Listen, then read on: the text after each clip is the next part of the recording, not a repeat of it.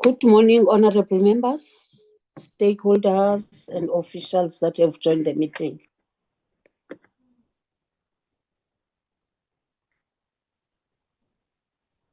Good morning, Chairperson. Morning. Morning, Waya, Alex. Morning. The official just Good morning, officials. Morning. Morning.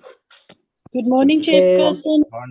Morning, Paul Neat. Let's start our meeting, honorable members. Can we bow our heads where we are? Just a moment. Thank you very much, honorable members. The meeting is officially opened, and I hope that the network is not going to mess up with us today. I know for a fact that our electricity, we've got down load shedding, but it's going to come back soon, within few minutes, so I'll be okay. I hope everyone is also going to be okay. Otherwise, this is nationwide. It really gives us some hiccups and all the challenges. Honorable members, now that the meeting is officially opened, I also wish to welcome everyone in a meeting, especially in this month of the Human Rights Month, where we are commemorating our human rights. But we are really not enjoying them because each and every day there is something that is not good that happens in the world, which makes us not to be very well and very okay. But all the same, we have to soldier on and also move on with whatever that we are given in front of us. I also thankful for those that have managed to join the meeting. This period we are running around like mad chickens because we are busy with our organizational work, but we also have to focus in the work that we have been given a mandate by communities. So everybody's welcome, officials are welcome, stakeholders are welcome, honorable members are also welcome. Everybody is welcome to this meeting. We hope that we will deal with all the matters within a specified time. Then, Lindy, let's confirm the attendance from our side. Good morning, Chairperson, members and departmental officials in attendance. Chair, today is the 20th of March, 2024. There's an official meeting of the PC on social development, Chair. I wish to confirm recording in progress. The following members, Chair, that are present. We have Member Mvana as our chairperson. We have Member Stock. We have Member Aris. We have Member Abrahams. We have Member Tlongo. We have Member Mare. We have Member Fana Melbert, Chair. I also receive an apology from Member Sukar's Chair, who is unable to attend today's meeting, Chair. The department officials are here, Chair, are led by the Minister. The Minister is also here, Chair. Thank you very much. So I wish to confirm that we have our legal advisor, the parliamentary legal advisor, and also the state law advisor in our presence, Chair. Yeah, I wish to confirm that we are a quorum. We can proceed with this meeting in compliance with the rules of Parliament and National Assembly and take decisions. Thank you very much, Chair. Thank you very much, Lindy, for the attendance. We will give over to the officials to confirm and give us their apologies. Can we then do that? Good morning, Chairperson and honorable members. This is Mr. Nishibari standing in for the Acting Director General. We are all here from the EXCO and the department. And I think also the minister is here. We are ready to go. Thank you very much. You are saying you will be the one who will lead the team? Yes, I'm going to be leading the DSD team. Okay. Well, maybe I am not sure whether you have received the message from the acting DG that is saying that he is in hospital right now with the kid. He's giving support to the kid who is not well.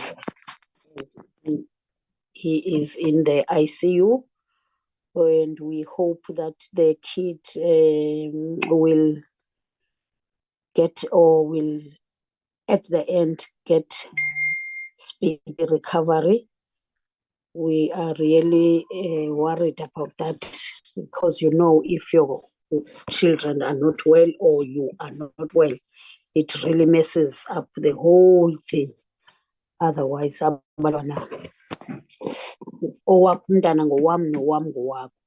we feel that pain. We are really sorry to the acting DG of what has happened.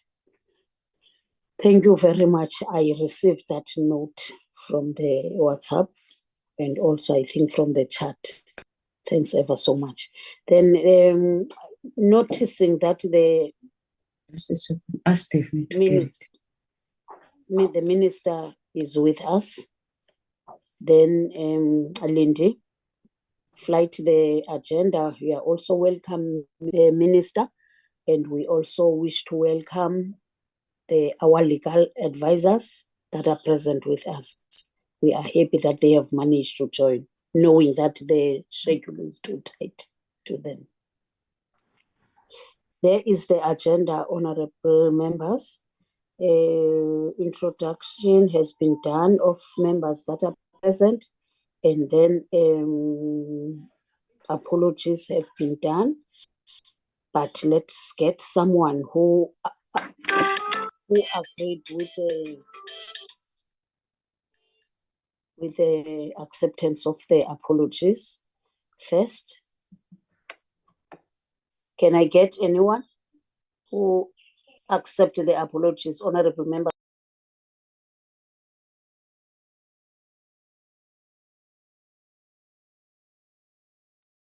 Chairperson, I accept the apologies as noted. And I'd like to also move for the adoption of the agenda. Thank you very much, Alex. You've done 2 in 1. Thanks ever so much. Any seconder to this 2 in 1?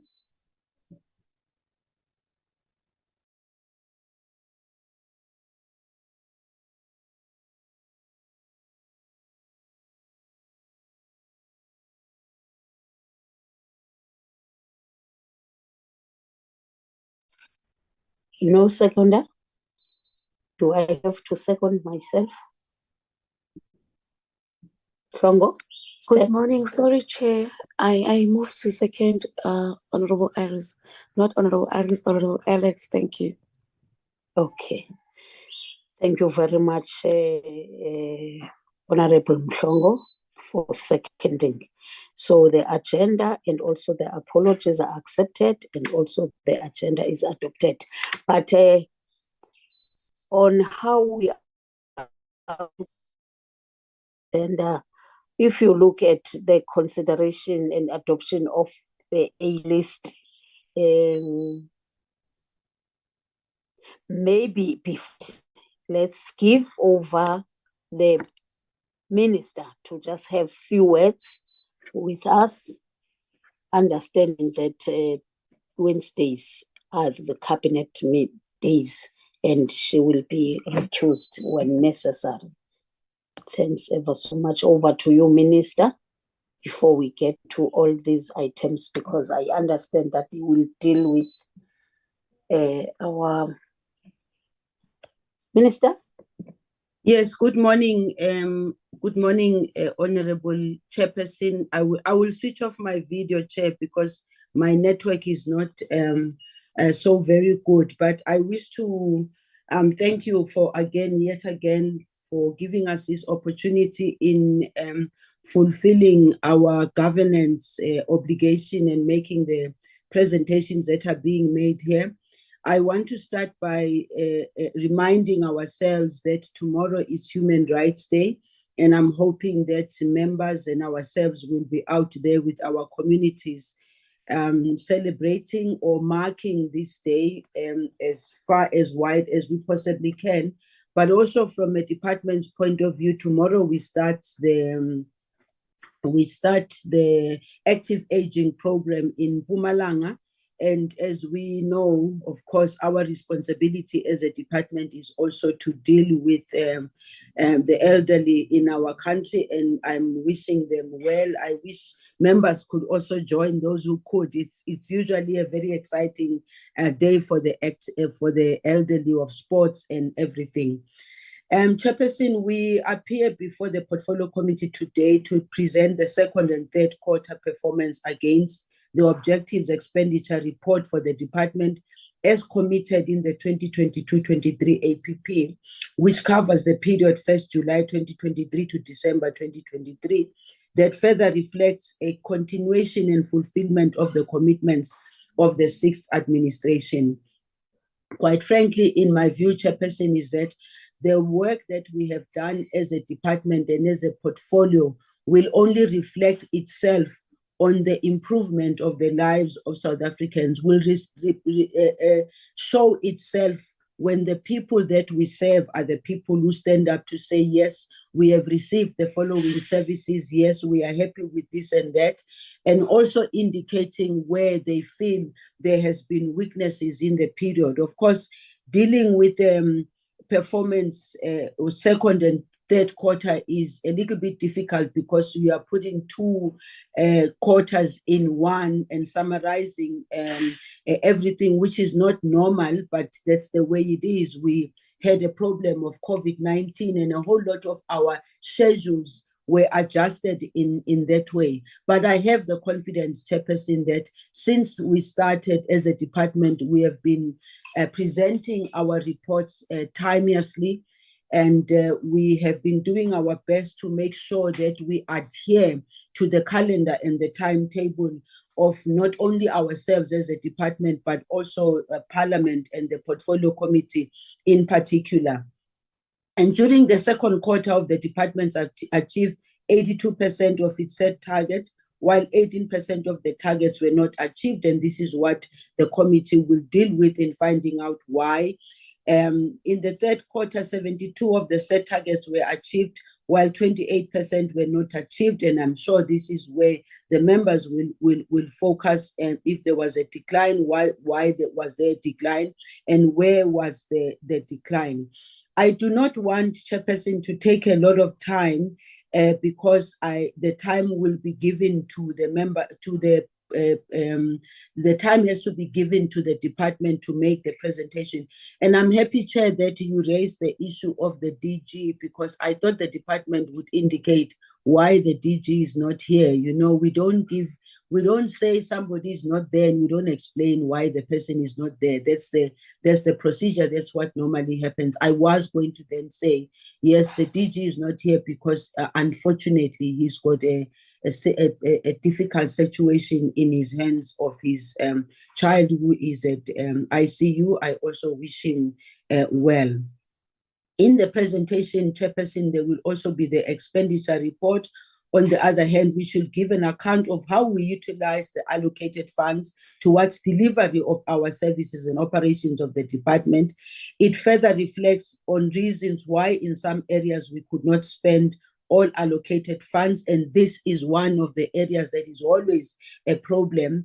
And I'm hoping that the department will also be able to explain it in such a way that it is not seen to be something that just people flippantly didn't do their work. They must explain exactly why some of the funds were not spent. As I know, as a matter of fact, it's also going to be an interest to the public who we serve, and it will be an interest also to the media. And the details is reasons for not fully spending the allocated funds on the other main programs will be explained in detail. I didn't hear also, now I'm thinking, I didn't hear whether there was an apology for the DM or not, by the way. The department should have at least said something about that. I didn't get any from the DM. Maybe she is online, I'm not sure. As I conclude, Chairperson, the department is planning for the new financial year 2024-25, and I am sure that in the planning of the 2024-2025, which started already, they're not planning now, it started already last year. And I've always said to the department, when you are planning the next financial year, it's always important to reflect on the previous year. What were the things that you were able to do? What were the things that you were not able to do? Why were you not able to do? And what is the new way and new methods you are going to use in order to make sure that the weaknesses of the past year are covered? This is also important for us because as we are going to be celebrating 30 years of democracy, and as DSD, we will be reminded of the journey we have undertaken in the last 30 years. This for me is very important, Chairperson, because the 30 years of democracy has had its successes, has had its weaknesses, has had its hits and misses, but we cannot deny the fact that the 30 years of democracy has made a huge impact in changing the lives of our people from a system of apartheid and racism and segregation to the system that is all-encompassing and all-inclusive, albeit with its challenges. We do have, Chairperson, as a department also, we have a report, as it is expected of us by the monitoring and evaluation, that we have to submit the 30-year review. We do have the 30-year review where we clearly indicate what we inherited and what we have done to make the different changes in as far as policies, welfare policies, legislations and programs, and all the things that we did in making the change. I'm hoping that members will also get an opportunity to get that report, the 30-year review, because the Department of Planning, Monitoring and Evaluation is leading the development of the 30-year review, which reflects our journey on social protection in South Africa since 1994. Finally, Chairperson, I also want to indicate that the presidency also completed a 5-year review on the NDP Vision 2030. The last 5 years has been a time of recovery and rebuilding. The review gives lessons learned on the areas of tackling poverty to build better lives and eradicating gender-based violence and femicide, youth employment, fighting corruption, and expanded social grants and safer communities. We are not yet where we are supposed to be, Chairperson, but we are on a journey that is going to lead us to a South Africa that we envisage and the South Africa that we want. And I do want to say that South Africa that we want is not a South Africa that we can build alone as a government. This is the time for us to further strengthen and look at the next 30 years. What kind of South Africa do we want? Thank you very much, Chairperson.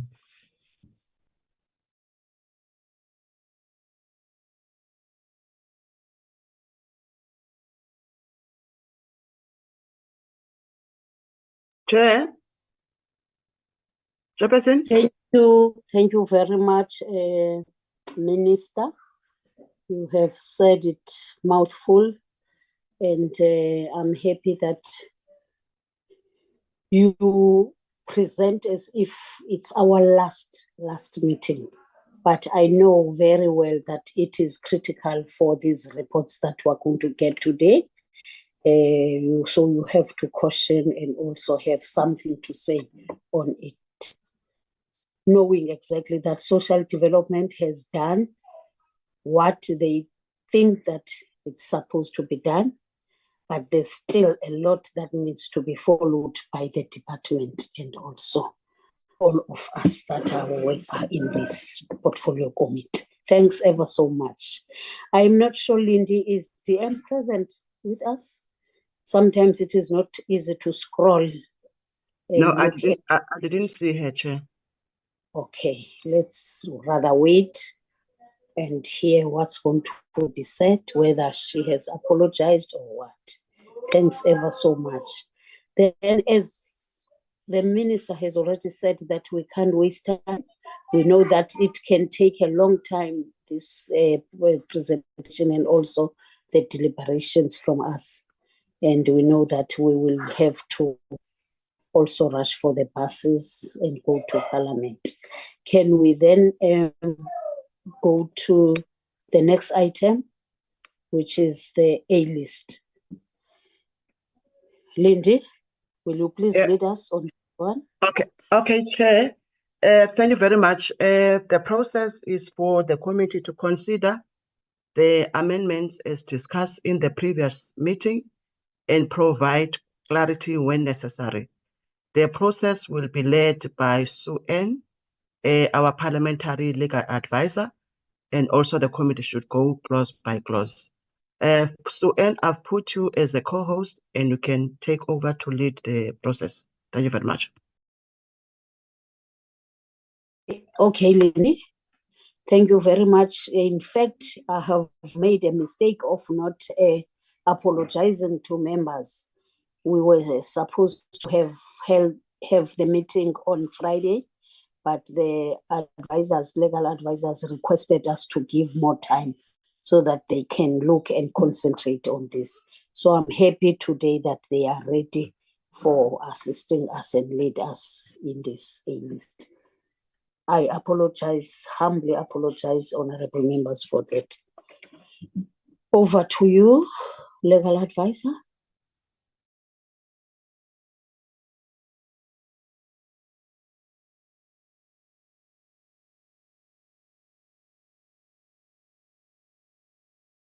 Thank you, Chairperson. My name is Sue Ann Isaac from Parliament's Legal Services. Chair, with your permission, I am going to switch off my video just to ensure that my sound quality and the presentation is better. Yes, you are allowed. Thank you, Chairperson. Chairperson, in our last meeting, the department presented their responses to the public submissions, and thereafter the committee requested that the officials from the department, the state law advisor, and myself put the proposed amendments into an A list. And one of the tasks was to put the proposed amendments in both the legislative language and the legislative form that is required by Parliament. So, Chairperson, currently I have projected 2 documents, and this is to ensure that the committee has a visual representation of what is being done. So, on the first document on the left is the Older Persons Amendment Bill, and on the other side is the A list. So I will speak to both documents, and I just want members to see exactly what the amendments are being made and where the changes will be reflected. So, Chairperson, as you would know, or the members, just to remind the members, any words that are in bold, in square brackets, indicate an omission from the existing enactment.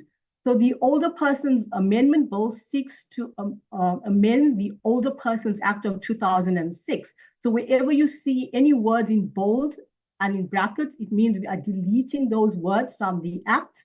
And wherever you see words underlined, it means we intend to insert those words into the Act.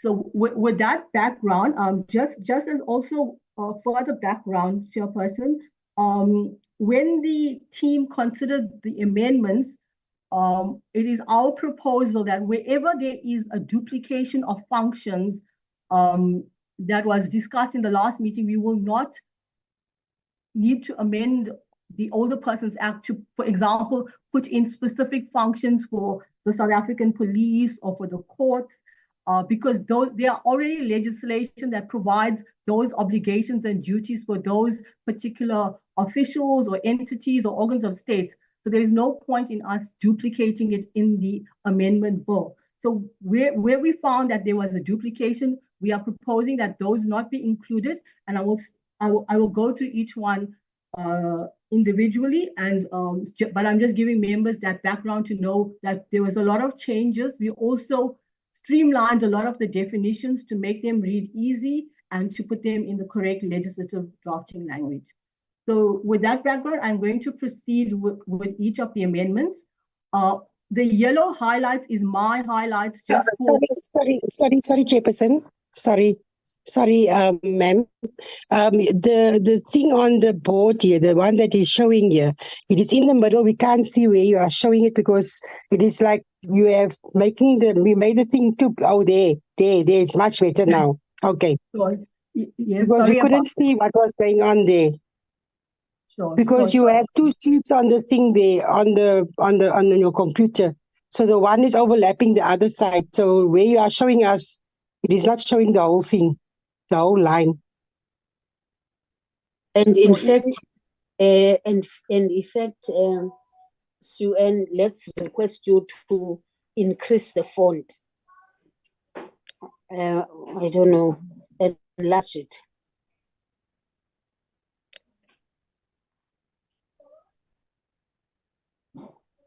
So I hope that is a bit better. It's a bit better. Yes. But it's still not showing, Chairperson, it's not showing the whole page. It is 2 pages in one. It's one page is half and the other page. So the wording, we can't see everything. Lindy, will you also assist in this so that the whole page can be visible enough, and also don't show the 2 pages because that's why it makes it. Or do you have to? Chairperson, can we check whether you want us to see on my side? What you have? On my side, I can see both pages. Okay. Okay, it's better now, I think. Can you continue, legal advisor? Thank you, Chairperson. As I indicated, the reason why I'm projecting both pages is that I want members to see exactly where we are proposing the amendment. So I will go by each number, so we can just cross-reference per number 1, and that will be the amendment that I will be discussing. So I will scroll through the page as we get to each amendment. Okay, we understand. We understand your intention of showing it, but it was too small. But at least now we're able to see it both, and it is really appreciated on how you are doing it. Continues. Thank you, Chairperson. So how the A-list works is that the first line will give you an indication where the amendment is going to be made or proposed to be made. So when you say on page 2 in line 13, you would go to the bowl and physically go to the actual line and find where the amendment is made. So it's an instruction as to where to insert or delete the words. So on the first amendment, it's to the definition of care. So if you look at the bowl, the definition of care is as listed, and the highlighted words the words that I've highlighted are the words that we are proposing be deleted. There was just a view that the words spiritual, nursing, and first aid would be difficult to define and therefore was not necessary for the definition of care. So the proposal is that the new definition of care would be streamlined, and it will now have only these words inserted, and maintain the comfort. So the definition would read, care means physical, psychological, or material assistance to an older person and includes services aimed at promoting, the word "the" is removed, and maintaining the comfort, that is the new words, quality of life and general well-being of an older person. So that is the proposed definition of care. The next definition that we have proposing amendments to is caregiver. If members will remember, there was concern that the definition of caregiver in the bill may create a situation where a family member who is a caregiver will be required to have a qualification. The department was of the view that that was not the intention. So the definition that is being proposed is that to create 2 categories of caregiver to ensure that it's clear that one category, being the family member, does not require to have a formal qualification, and the second category, who would be more of a professional person, would be required to have some form of training or qualification.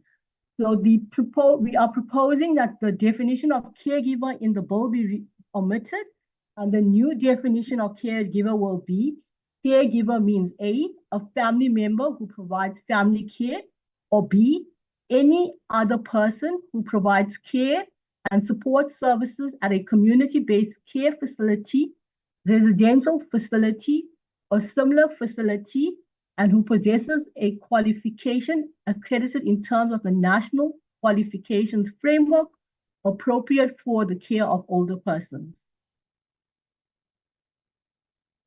If we move on to the next amendment or proposed amendment to the bill in the definitions clause, the proposal was that the definition of frail care facility be omitted. The department was of the view that this is not a definition that is required, and therefore it's proposed that this E be removed. However, they were of the view that family care, a definition of family care, be inserted, and the proposal is that family care will mean the provision of support and assistance by family members to an older person, including one who is frail or living with disabilities. So that is the proposal for the new definition of family care. We move on to the further proposals to the definitions clause, and there's a proposal to correct the grammatical or typographic typo in the definition of independent living facility. So currently the word reads provisioning, and we are proposing it be substituted with the word provision. So the proposal is that it would now read: independent living facility means a residential facility used in the provision of safe and accessible accommodation to active older persons who are fully independent with or without assistive devices and who do not need assistance with their activities of daily living. The next proposed amendment, number 5, is to the definition of interdepartmental structure. And here it was also a technical issue. The word or the designation South African Police Services is incorrect, and this should be service. The other proposal was from the public submissions that the National Prosecuting Authority be included as one of the stakeholders in the interdepartmental structure. And the other proposal was that stakeholders is defined in the bill, and it was not necessarily appropriate for stakeholders who may be civil society organizations to be included in an interdepartmental structure. These should be limited to organs of state. So there's two proposals to the definition of interdepartmental structure. We will include the National Prosecuting Authority and remove the word stakeholder and substitute it with other organ of state. So it will now read: interdepartmental structure means a structure consisting of the Department of Social Development, Health, Basic Education, Human Settlement, Water and Sanitation, Sports and Recreation, Arts and Culture, Cooperative Governance and Traditional Affairs, Justice and Correctional Services, and the words to be included: the National Prosecuting Authority, the South African Police Services at national level, and, where applicable, provincial and local levels of government, and may include any other organ of state.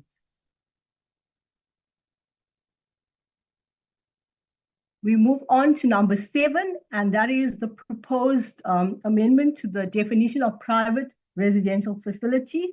Numerous submissions raise concerns about this current definition, and the definition that is now being proposed is that private residential facility means a residential facility that is not owned by the state and that is registered in terms of any applicable law. The next amendment is number 8, and the proposal is to insert a definition for special care, and that will come before stakeholder at line 47 here. And the proposal is: special care means customized care and support tailored to meet the unique needs and challenges faced by the older person. Chairperson, number 9, the number 9 in the proposed amendments to the definitions is to, after line 50, to include a definition for substance. This is in respect to the Act. The word substance is used in the Act in reference to older persons who may have addiction problems. And I think one of the public submissions was that substance is not defined. So currently there is legislation that deals with substance abuse, and we have proposing that we use the definition from current legislation. So the proposal is substance means a substance as defined in Section 1 of the Prevention and Treatment of Substance Abuse Act, 2008, Act number 70 of 2008. And this is the definition of substance in that act. So substance means a chemical, psychoactive substance that is prone to be abused, including tobacco, alcohol, over-the-counter drugs, prescription drugs, and substances defined in the Drug and Drug Trafficking Act, 1992, Act number 140 of 1992, or prescribed by the Minister after consultation with the Medicines Control Council established by Section 2 of the Medicines and Related Substance Control Act, 1965, Act number 101 of 1965, and drugs in the context of this act has a similar meaning. So we are importing that definition into the older person's bill, Chairperson. So Chairperson, those were the proposed amendments to the definitions. The next proposal is to clause 3 of the bill. And clause 3 seeks to amend section 3 of the Principal Act, which deals with implementation of the Act. So this particular section in the Act speaks about how the Older Persons Act should be implemented. So the proposal is that after line 20 in the bill to insert this particular provision. And the issue that this provision tries to deal with is how do we ensure that older persons are given priority at public facilities and service points. The department had initially proposed that there be dedicated, separate, and special queues for older persons. But when we considered this, we were concerned that this is creating a very specific obligation on officials who may not necessarily have the facilities, or it may not be possible in all circumstances to have a specific queue. The intention of the section is to ensure that older persons are always prioritized. So for instance, if there is one queue, but there's an older person, the intention would be that the older person is always put first in line or given priority over everyone else. So in light of that, Chairperson, we're proposing a much more broader provision. And the proposal is that to achieve the implementation of this act in the manner contemplated in subsection 1, 2, and 3, all public service facilities and service point providing services must prioritize older persons. Moving on to clause 5 of the bill. This clause deals with, seeks to amend section 5 of the Act, and there was just a question about the word harmful. What is the definition of harmful in the context of traditional practices? And the view is that the word harmful be omitted from this particular clause, and the proposal is that it would now read, anyone dealing with older persons must take all measures necessary to eliminate traditional practices, including witchcraft accusations, which may affect the welfare, health, life, and dignity of the older person.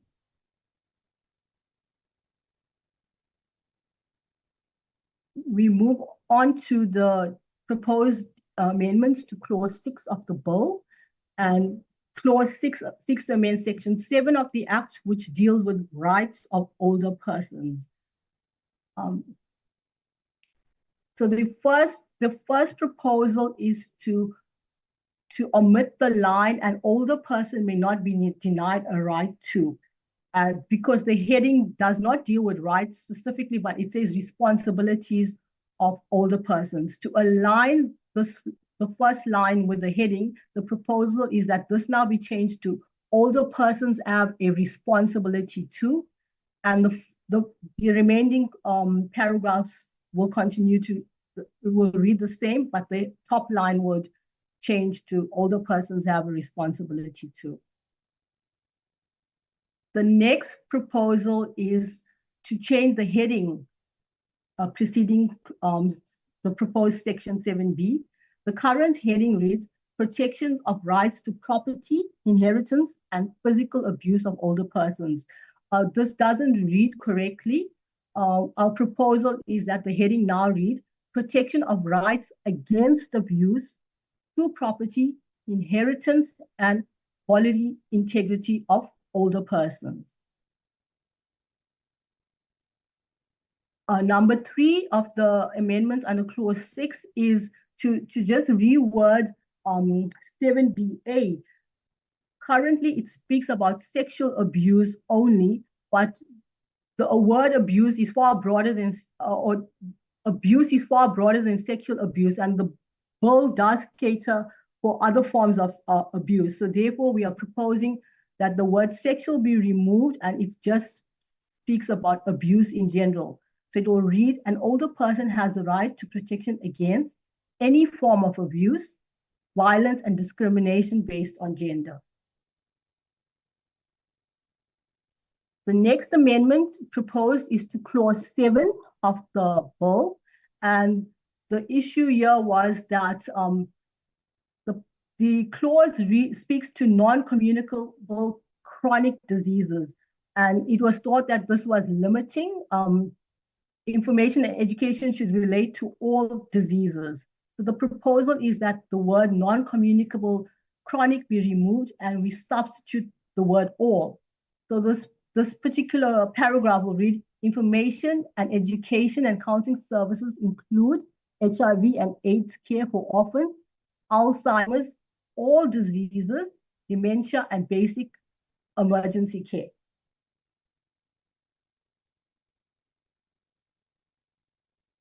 Chairperson, we move on to clause 8. Clause 8 deal in the Act, or clause 8 deals with registration of community-based care and support services. So this clause deals with the registration, and the proposed amendment is in line 41. Currently, there isn't a provision that deals with the penalty. If someone contravenes the registration provisions, there isn't a penalty included in the Act. So the proposal is to now create a penalty. If anyone contravenes any of these provisions, it will now say any person who contravenes or fails to comply with the provisions of this section is guilty of an offense. We move on. Yes. You can move on. Hey, there was Yes. a glitch that happened, but we are back. Sure. We move on to clause 10. The proposal is to change the may to must. Must creates an obligation, while may means a discretion.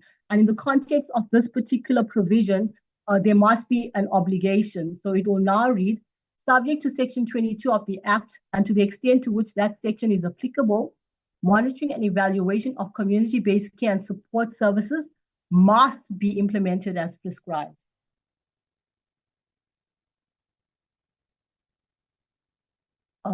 The next amendment proposed is to clause 13, and this deals with the new insertion of deregistering, closing, and revocation of registration and residential or community-based facilities. Again, the proposal is to create an offense if any of the provisions of this clause are not contravened, then it will now be, there will be sanction, a person will be sanctioned. The proposal will now read, any person who contravenes or fails to comply with any provision of this section is guilty of an offense. Chairperson, clause 14 of the bill, clause 14 seeks to amend section 25 dealing with older persons in need of care and protection, and the amendment is to include, or is merely to bring the wording in line with the current wording that is being used. So currently the Act speaks about old age grant, and the proposal is to change this to older persons grant. So it is proposed that a new paragraph A will be included, and that will read to older persons grants. Clause 15, the amendment to clause 15 is to remove this wording as contemplated in section 27(1)(b) of the Social Service Professional Act 1978, Act number 110 of 1978.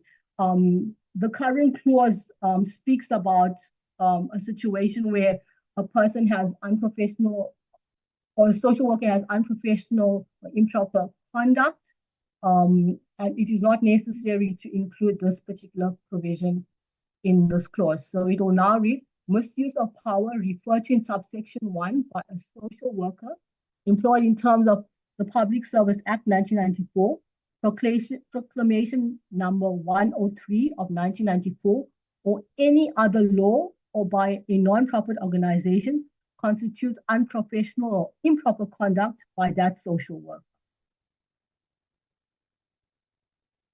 Chairperson, the next proposed amendment is to clause 16, and this is merely a typo or a grammatical issue to change the word modifications to changes.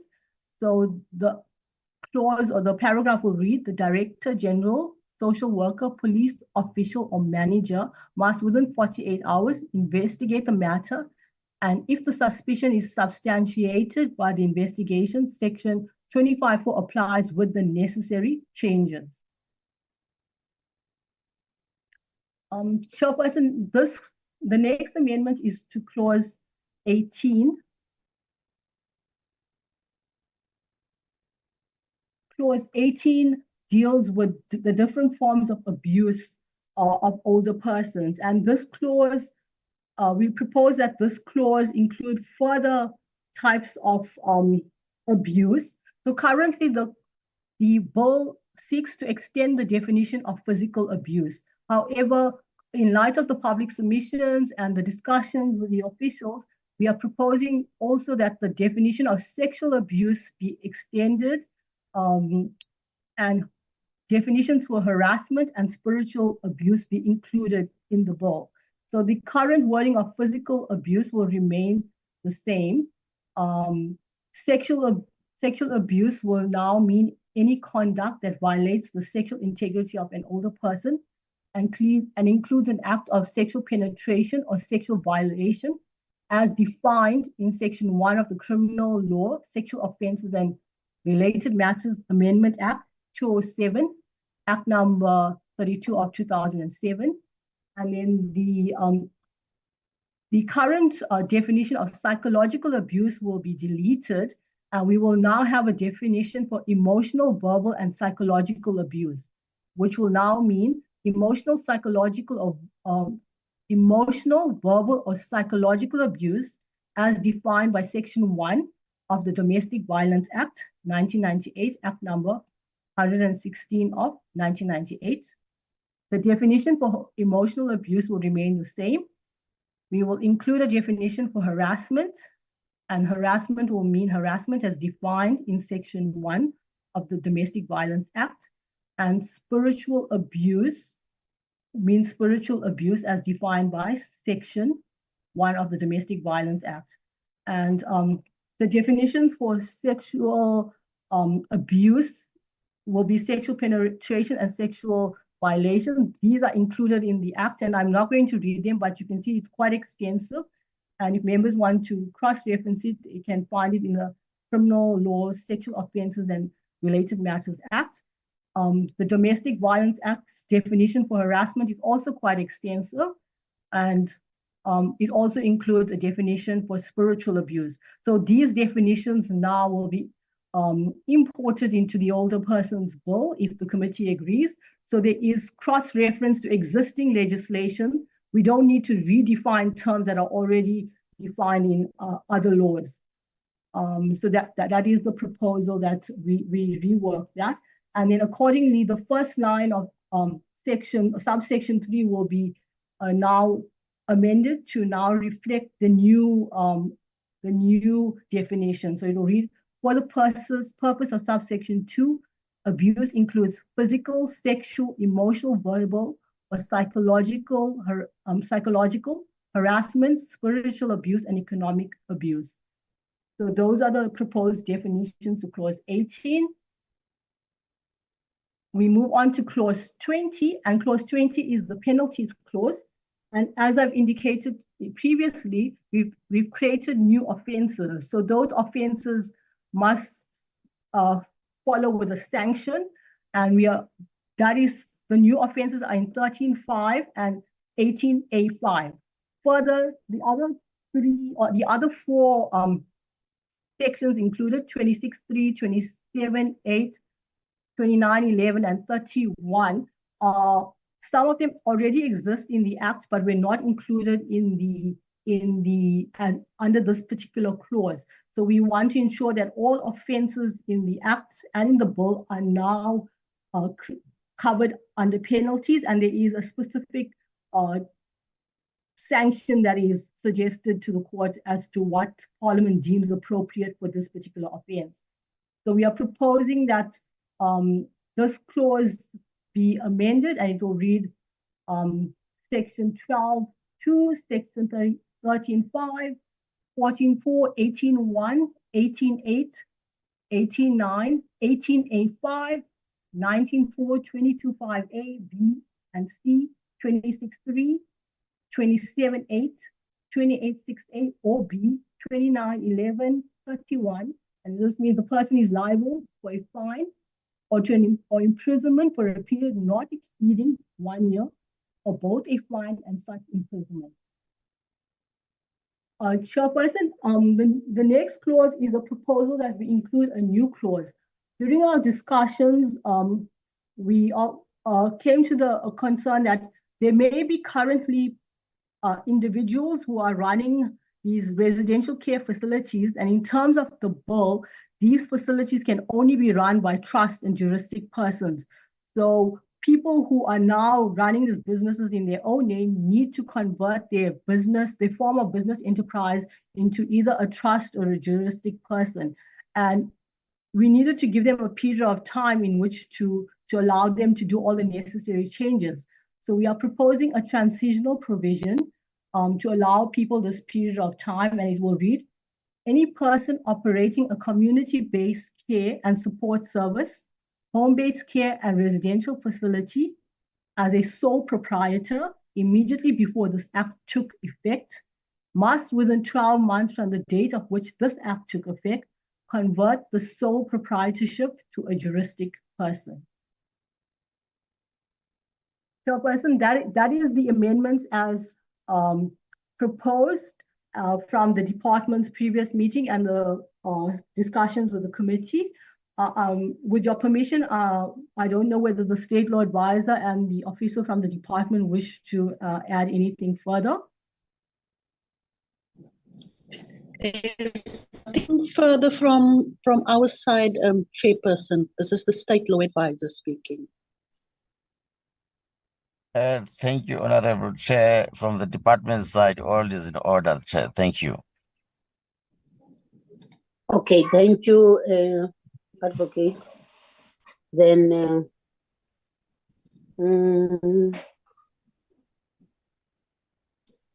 let's give over to honorable members just to ask questions of clarification so that we can move from this item and then adopt it as it's needed. Honorable members?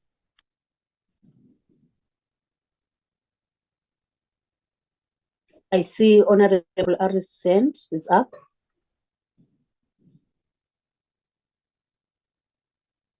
Over to you, Honorable Aris. Yeah, good morning, Chair. Thank you very much, Chair. I just want the presenter to move that again to that clause 3, where it speaks of on the actual bill, where it just moves this one also up, where it speaks of the office of the Premier. Where is that? The office of the Premier in each province must, together with the Provincial Department of Social Development, facilitate and support, coordinate integration in provincial plans and the implementation of the Act. Does that mean that the implementation plans that the Premier's office in the provinces will make, will that then be filtered? Because I want to understand what the role of the local sphere of government will be, because I don't see any role within the Act that the local government will play. So if I could just get clarity on that one. And then also in clause, yes, they have mentioned in clause 10 and 13, the penalties for offences. But then in clause 20, I think if you can just go there to clause 20, that say that it's liable for a fine to or imprisonment for a period not exceeding a year, which say to me that a period that not exceeding a year will only means a few months. If I understand it correct, can't we make that a period of 2 years at least? Because if you say a period not exceeding a year, because remember that if a fine of imprisonment will be imposed, for example, you normally get that if you get an imprisonment fine, you get 50% of that period of time that you are entitled to. I don't know what they call it, but nevertheless, at the end of the day, it will mean that the person will never really go to prison for being found guilty of an offense. Can't we perhaps look at that period that we make reference to in that? And or let me ask, what's the reason that it's only 1 year, a period that is not exceeding 1 year? Thank you.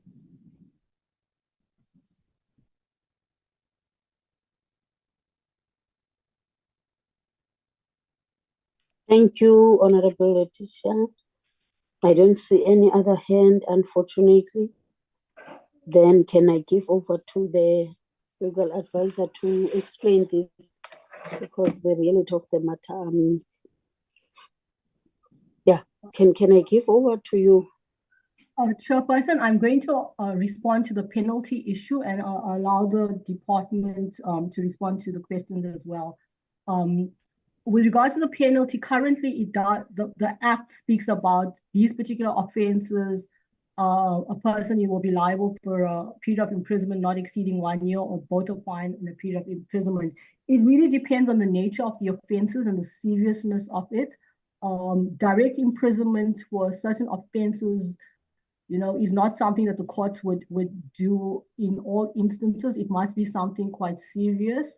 But if the members of the view that we need to increase that to 2 years, then that's something that is within their discretion to show that they do view these particular offences as quite serious. Thank you, Chair. My colleague from the department can speak to the issue of the role of local government and also the offences as well.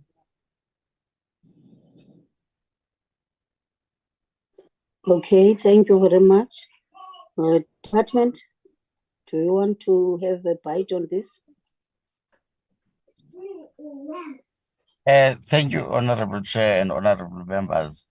The role of local government, and in fact all spheres of government, has been clarified in the main legislation, that is the Principal Act, because we must understand that the space in which we operate with regards to the issue of these homes or older persons, say centers and all that, the municipalities have got a role in terms of the bylaws that need to be complied with, and all those kinds of other functions that the municipalities have in respect of the buildings that are within their respective municipalities. So that is why we have not just limited this to the provincial sphere of government or the local sphere of government, but to all organs of state, irrespective of which local sphere of government they belong to. Thank you, Chair. Thank you, Advocate. Then I don't see any other hand from Chair. the honorable members. Lindy, what? No, it's not me, Chair, yet. I'm Someone struggling else to is raise speaking. my hand. It's civil. I'm struggling to raise my hand.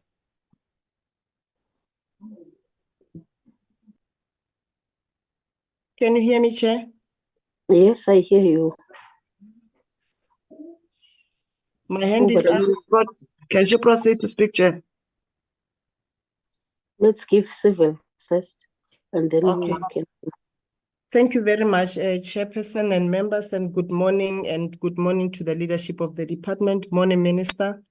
I just wanted to indicate, Chairperson, that with regard to the roles, what we did was to also consider the fact that we still have space when we develop regulations to start unpacking specifically which roles are going to be played by which organ of state, as Advocate Mchochisa has just indicated.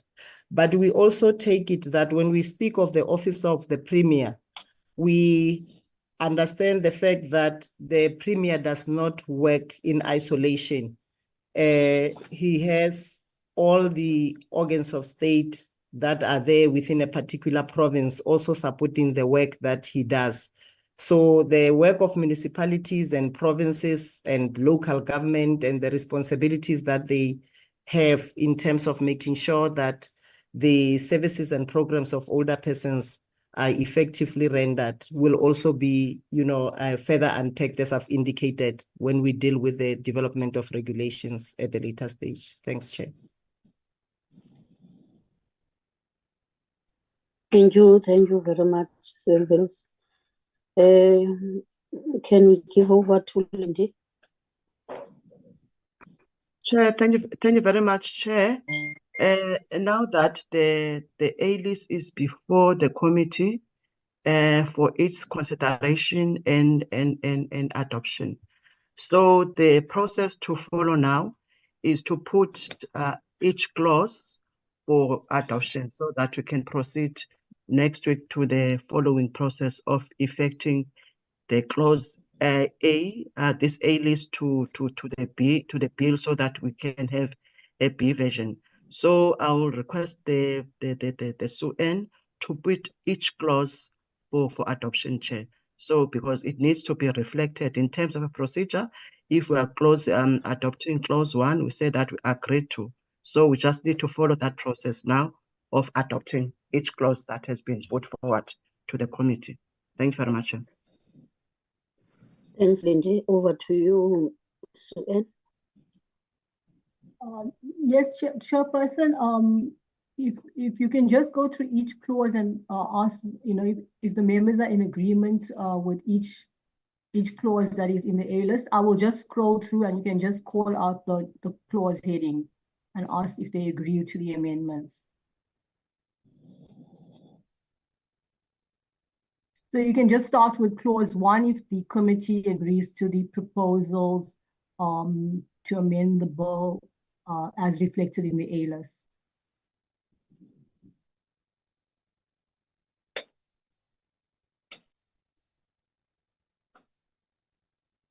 Chair?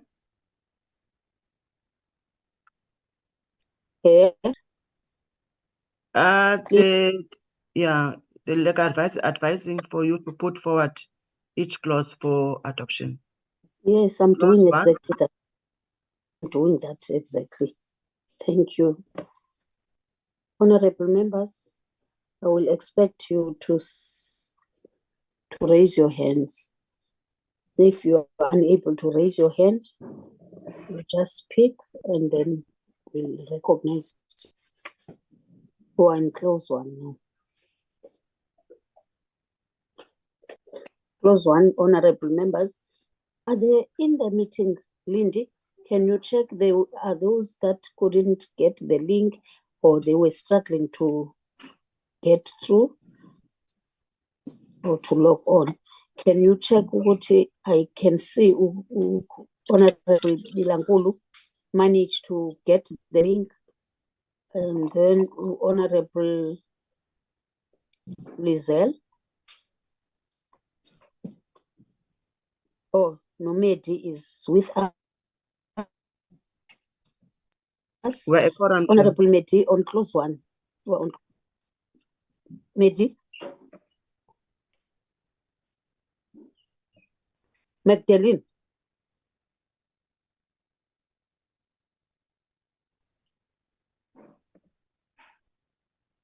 Give it to her.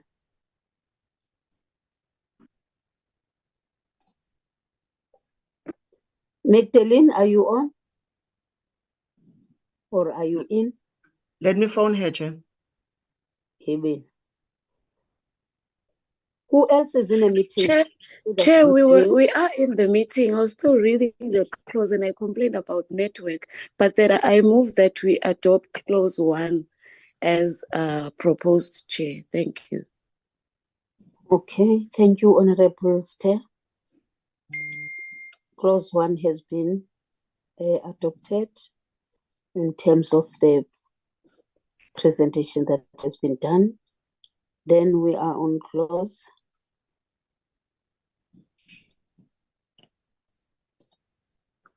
What about clause 2? Chairperson, there weren't any proposed amendments to clause 2. We are going to move to clause 3. I can't see you. I can't hear you.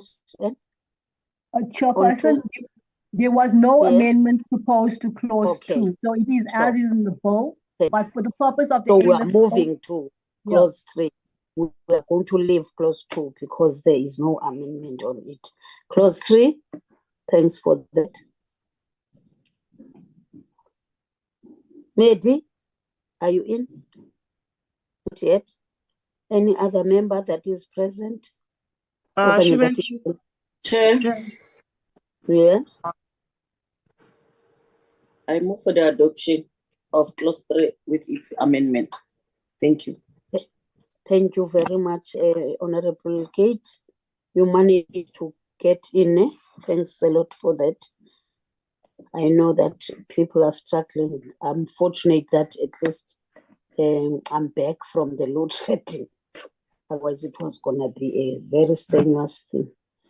Thank you very much. Clause 3 has been adopted as put in front of us. Then clause 6. clause Sorry, 5, Chair. Chair. Yeah. Clause 5, Chair, on page 4 in line 43, to omit Okay, harmful that and one off. yes. To omit harmful. Yes, Chair.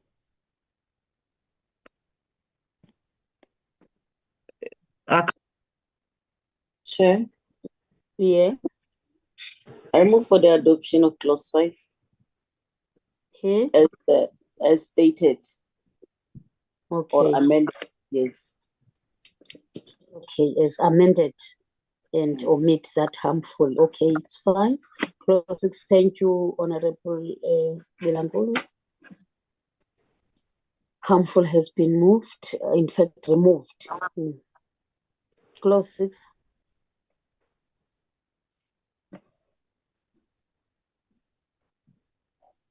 Chair, maybe It's gone. it can assist members, if I can read, members are comfortable to go through quickly as stated. Yeah, well, if you can read, thanks. I Okay. Chair, on clause 6 on page 4 in line 49, to omit the paragraph. an older person may not be denied the right to. And to substitute, older persons have the responsibility to. On page 5, from line 1, to omit protection of rights to property, inheritance, and physical abuse of older person, and to substitute protection of rights against abuse to property, inheritance, and bodily integrity of older persons.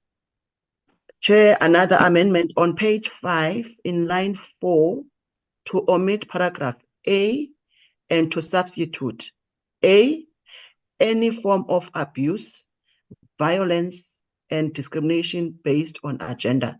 Chair, this is a clause before you for members adoption and agreeing to. Over to you to take that process. Honorable members.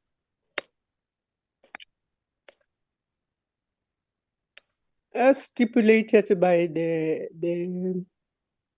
legal advisor and the one that was assisting from the department, I agree with this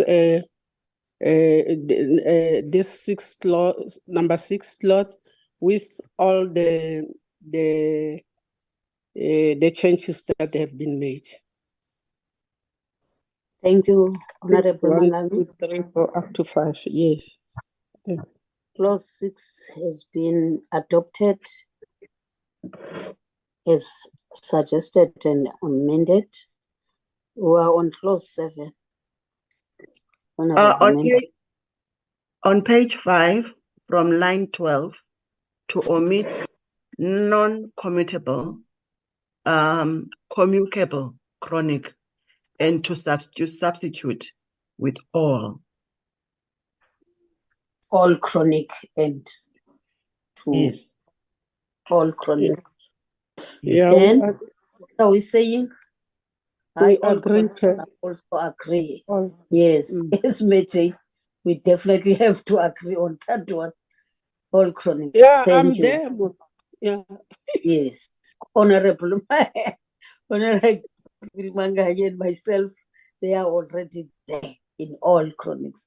Okay. It has been adopted and we are on clause 8.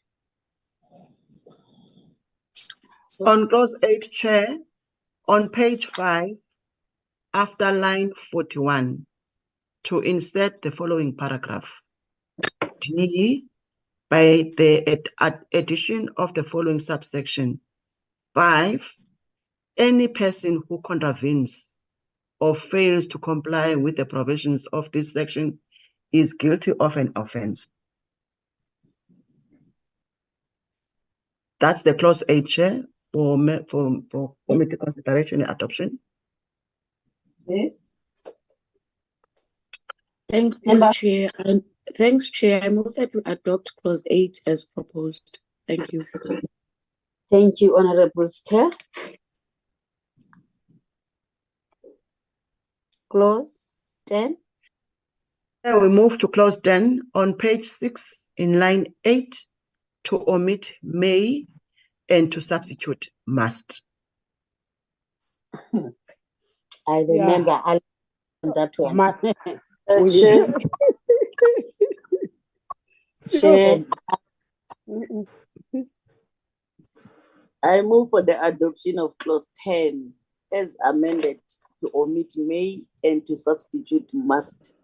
Thank you. Okay. Thank you, Honorable Kate. There are two honorable members that I remember about this must and may. Aris and Honorable Alex. Fine, thank you very much. Let's move to clause 13. Okay, Chair. Clause 13, the amendment is on page 7, after line 23, to insert the following paragraph.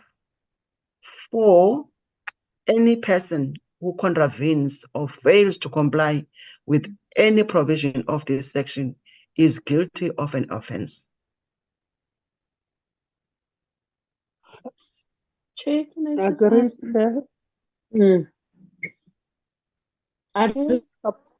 Supported as proposed.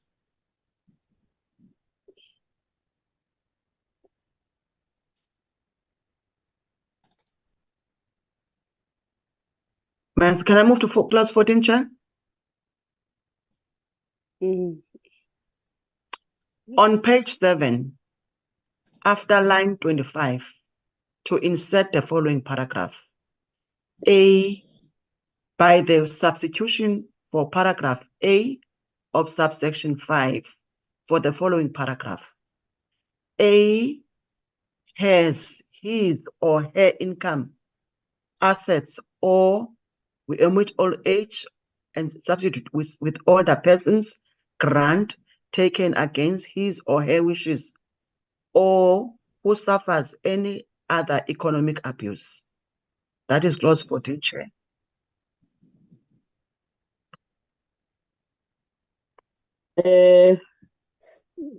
Any other member? We know that when we were going around in most of the public hearings, really they were complaining about it. About this one. Chairperson, Yes. I'm back. Hey, I can now speak because I changed gadgets. I propose approval of clause 14. Okay.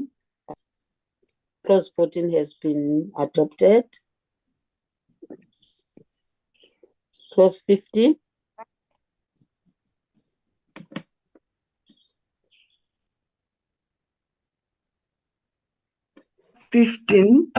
On page 8 from line 24 to omit as contemplated in section 27 subsection 1 subsection E of the following Social Service Professions Act 1978, Act number 110 of 1978.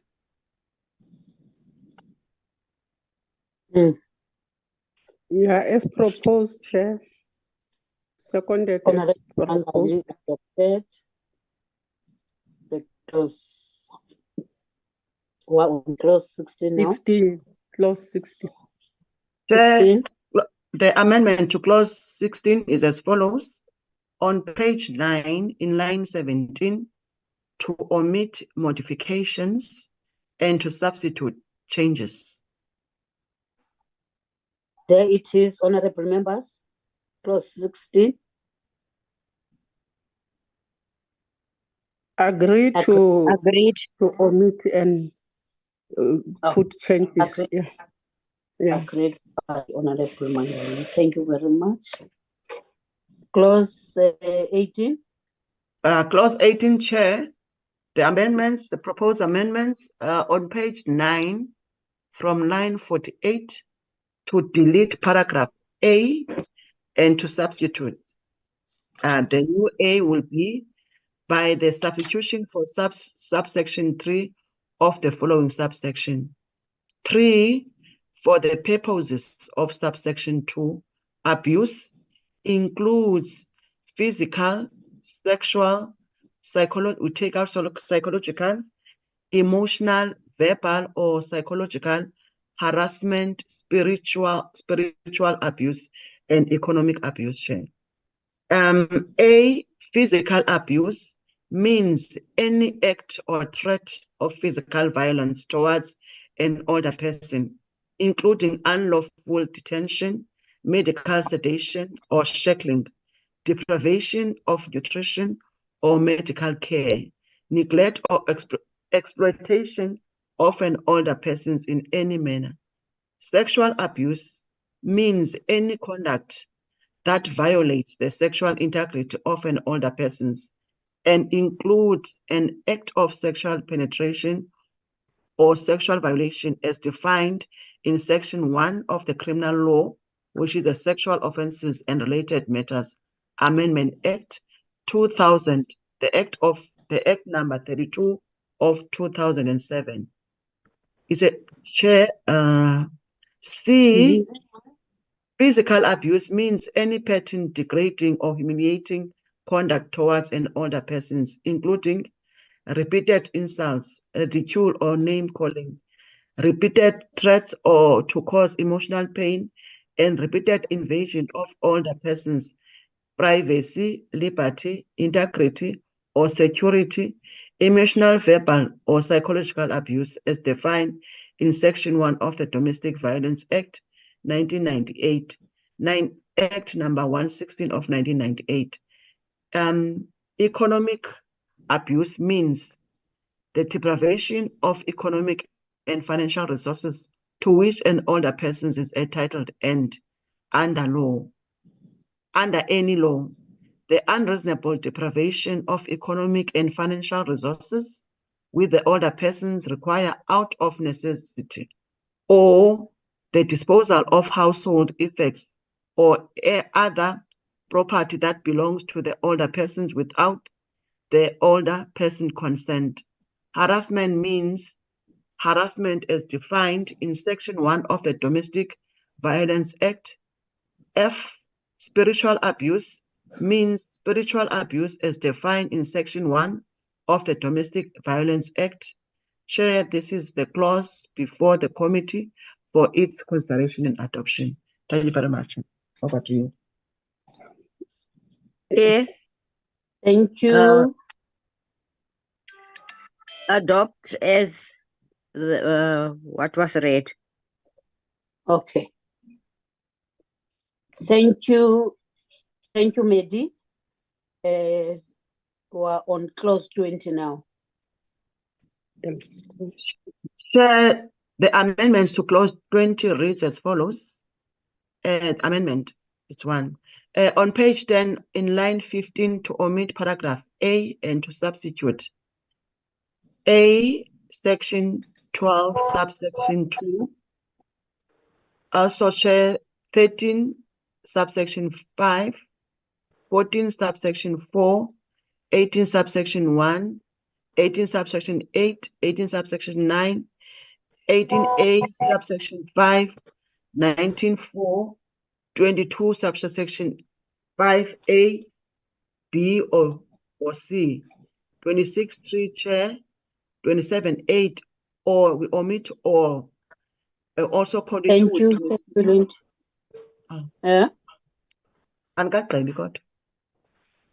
Chairperson. Okay. Okay, Chair. Are we not in clause 20? I was still Chairperson, reading, we Chair. are. Continue. Clint.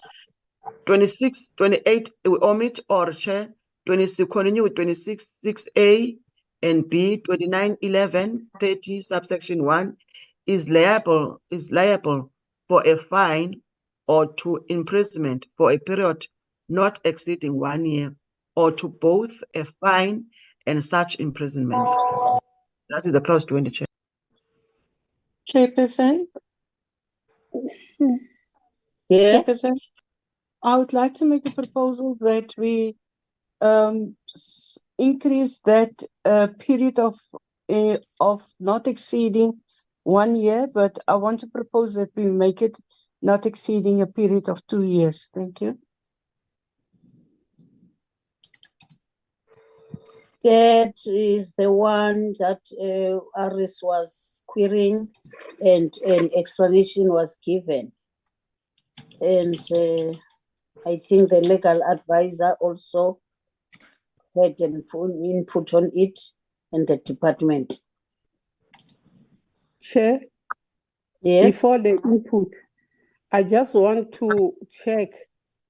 We put not more than 1 year because is it's just the warning, not the impunity for those who are looking after the older person. I just wanted to check if this not more than 1 year is put, because it's not a punishment.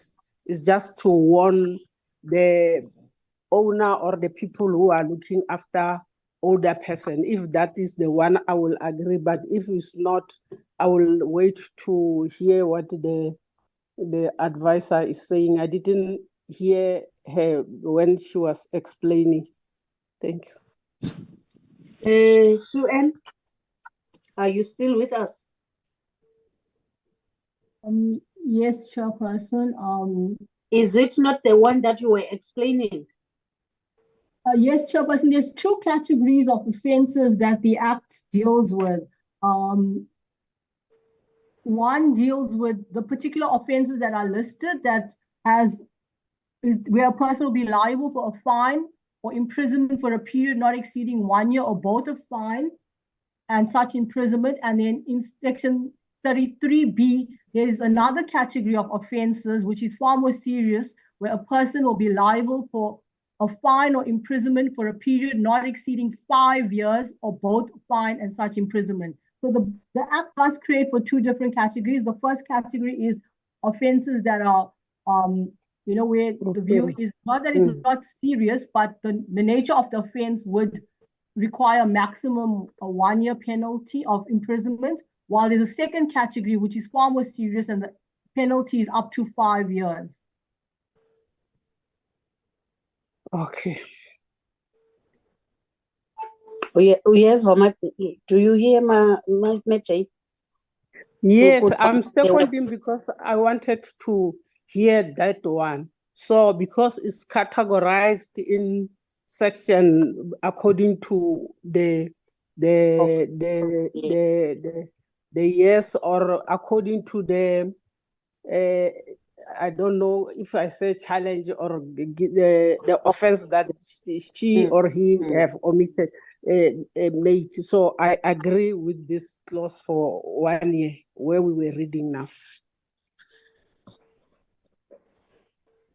The one that Honorable Letitia was talking about, I pleaded with her hearing the answer that it's not only one, they are categorized this punishment.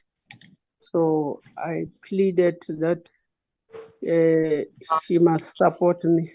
Thank you. I think it was explained that these offences are being categorized. If it goes to that push of that lengthy period, it will also be accommodated. And if it goes to the shorter period, it's also accommodated. It's just that the way it has been put, it might be confused us, but we are saying the same thing. No, it's fine, Jay. I'm just concerned about the safety of Alu. That's the only reason. Because people easily get away with murder, that's all. That's my concern. They easily beg yours? Aris? I said it won't do any harm if we can increase that 1 year to 2 years, because people get easily away with murder. That is what I'm saying. And in order for us to send, a strong message to say that we are serious about, protecting the rights of our elderly, that's the only reason why I proposed it. Okay, no, I think with legal advisor that is saying these are being categorized. Mina, it suits me when they say that they will categorize it according to the offenses that will happen, meaning that they are also including those ones that have a lengthy period of offenses. So we might as well agree on this one. I have moved for the adoption. I agree with that one, yeah. Okay, Honorable Aris or Murray? Chairperson, I just want to find out, I hear that Mayor Jane is adopting. I just want to find out, it's just for institutions where old people are staying. What about the old people staying in their own houses that is being abused? How are we going to deal with that one? Because some of these old people are being abused in the houses, and then the court will take the person out for 3 months, and then he comes back and he does the same thing. Thank you. Those, you are asking, okay, you are asking a question, eh? Yes, Chairperson, because this thing is just aimed at institutions, no? Where the older persons are staying. I'm saying, what about the people that are staying in their houses here? Yes, that's being abused, and the old person knows the abuser, and then the person will maybe go to jail for 3 months. He comes back, he does the same thing. How are we going to deal with that one? Thank you, Chair. Okay, so you are saying the homes and or the houses must also be included in this, not referring only in institutions. That's what you are saying. Yes, Chairperson. Yes, Chairperson. Okay, okay. Advisor, legal advisor, on that one. Don't see a harm even in that. Homes, institutions, houses. We can just add. With your permission, I'm going to ask the department to just comment on the particular question. Thank you, Chair. The category of persons referred to by Honorable Aris will be dealt with in terms of other pieces of legislation, because we must remember that this act has to be read together with the Domestic Violence Act, which also criminalizes that kind of a conduct, irrespective of wherever it takes place. So if it takes place within an institution, it will be dealt with in terms of this particular legislation. But it takes place at home. The Domestic Violence Act is there. The Sexual Offences Act as amended is also there. So those pieces of legislation, they carry penalties for such conducts. Thank you, Chair. Okay. You mean that let's not worry, homes will be covered by the Domestic Violence Act. So I'm satisfied about it. Polnit, did you hear that? Yes, Chairperson, it's fine. Oh, fine. Then Jane has adopted this. Let's move on. Chair, there was a hand of Member Slongo. There was what?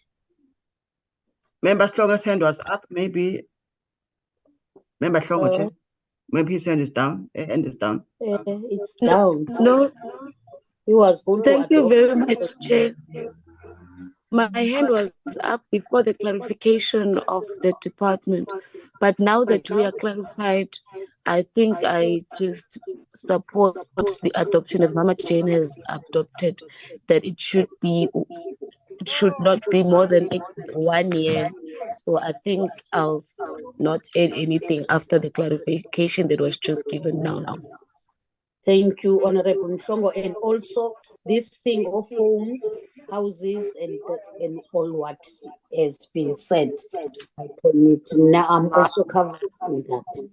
Thank you very much. Can we then move to clause 21? Chair, Chair, this is a new clause. There's an echo. I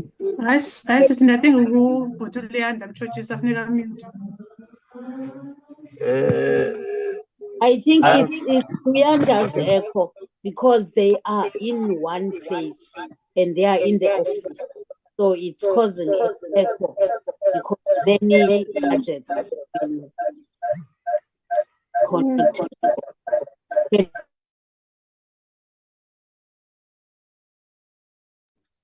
Chair. Apologies for the Chair. Is that okay now? Now it's okay. Chair, the clause 21, it's a new clause, Chair, inserting any transitional provision. Any person operating a community-based care and support service, home-based care or residential facility as a sole proprietor immediately before this act took effect must, within 12 months from the date on which this act took effect, convert the sole proprietorship to a juristic person. So that's the new clause, Chair. Thank you very much. Clause 21. Okay, thank you very much. Indeed, over to you, honorable members. Clause 21.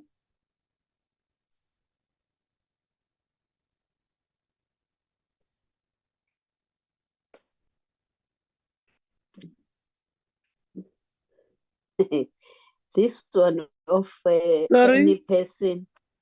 Yeah, I wanted Huh? to I wanted them to clarify it again. Please. Will you please reread Lindy?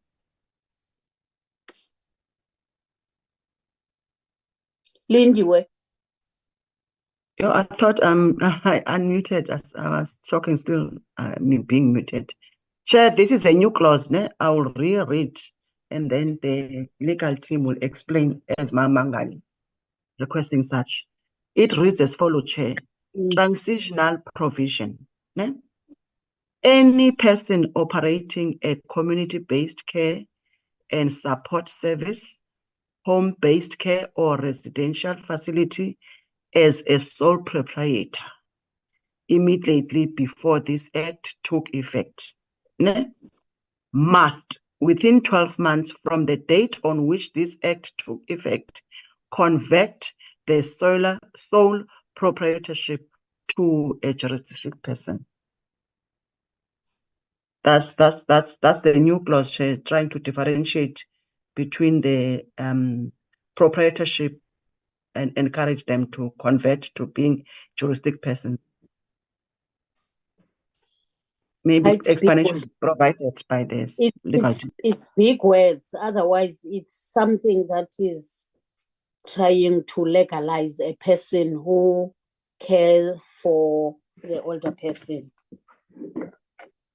In my thinking, can we get any elaboration on this clause, Sue Ann?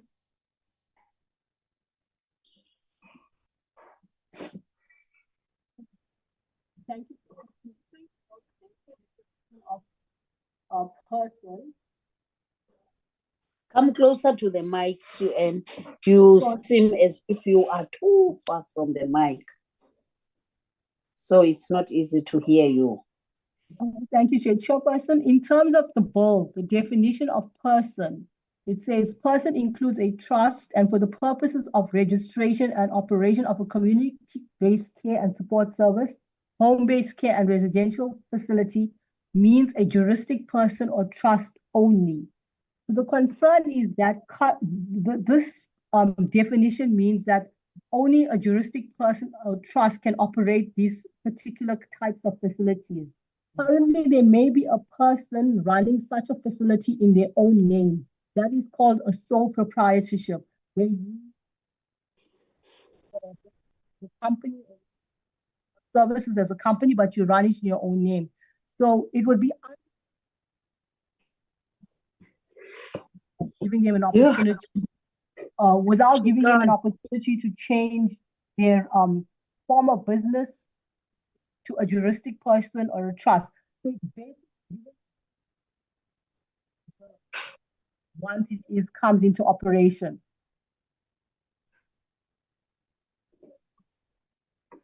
Sue Ann, you are breaking. That's the problem that we're encountering from your input, but I think I've managed to get what you are saying. Yeah, that now in my thinking, this is trying to cover up all what has been just been done by our people and make it a juristic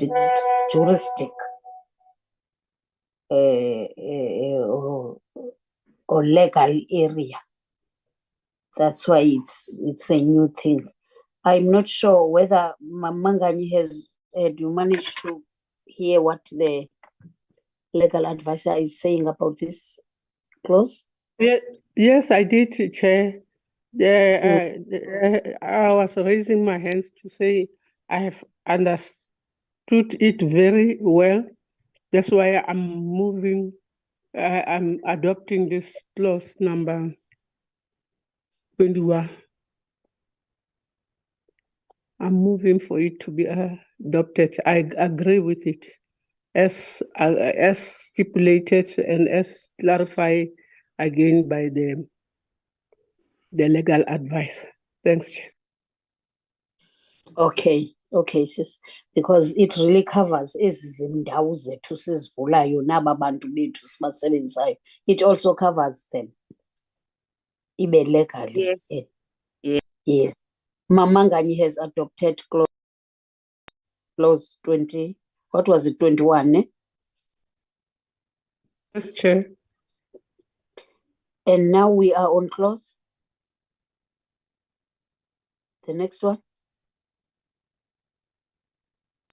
I think that was the last clause, Chair. Sue-Ann, I think that was the last clause. Yes, It's an yes, Chair, that was the last clause.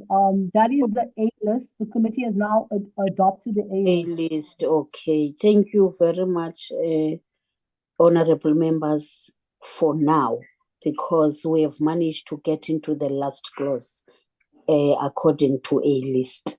So we are done with that one. Then we'll wait for what is it? B list, and then we'll present it next week. Hey, izawuphambanisa ke into next week because we'll be going for Easter. So izawufuna uba sithi tsotsolola sibe kakuhle. We must just get ready for that. Wednesday is not a nice day because we'll be busy preparing for our Easter. We know our Easter is a big thing to us. Yeah, lapha eMoria. Yes. Those that are going for Moria will be on the road already by that time. Those that will be going for will be bleaching and starching our uniforms and hats for the church. But let's make sure that we finish up that B list next week and then go for the Easter peacefully. Thank you very much, Lindy and our legal advisors. Then let's go to the next item. What is the next item? The B list has been, A list has been adopted unanimously. Yeah? Yes, Chair. Yes, Chair, it's been adopted unanimously. I'll record that. Next week is the B bill as well as the report of the committee. So it's not going to be a long process. The legal advisor will just highlight the changes in the B version and then immediately the report. Chair, the next item in the agenda is the briefing by DSD on their second and third quarter, and then after that we'll do the deliberations and we adopt minutes, 5 set of minutes, Chair. Can I get an indication, Chair, from the department? Who must I make a co-host? Through you, Chair. I didn't get anyone as a co-host. Mr. Fanny Esterhazy, Linden. Thanks. Fanny, over to you. Thanks, Chairperson. Fanny is Tabaniteles Chair. Mr. Fanny is assisting with the flighting of the presentation. So we are waiting for him to have the rights to share. But we start with Q2. Honorable Minister, good morning, and all the honorable members, as well as the chairperson. Thanks for the opportunity. I think the minister had given the overview which covers the contextual analysis, so I wouldn't want to go in detail with regards to that. We want to make sure that it's showing, and then we. Okay. Honorable Chairperson and members, we are here to present the two performance areas, which covers the two periods, which is Q2 as well as Q3, which will cover then the work that we did on from July until end of December 2023. And I must indicate, Chairperson, that a lot of work is and the ground has been covered since then, and that will be shown when we are invited again to come and present the Q4 as well as the annual So some of the areas that we present, so I'll start with Q2 in terms of the actual performance, and then my colleague Fani will do the expenditure. And through you, Chair, I'm not sure if you want to take questions after Q2 or we do both of them, and then questions are taken in both presentations.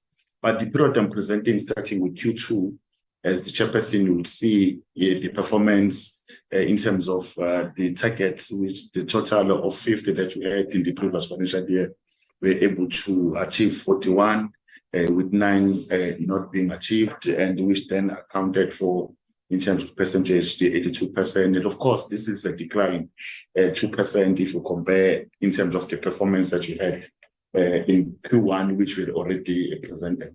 I think one needs to zoom in then to say which are some of the areas where we did not achieve, and Minister is giving that guidance that we need to start by admitting and highlighting the issues that were not covered. And of course, some of these things have changed.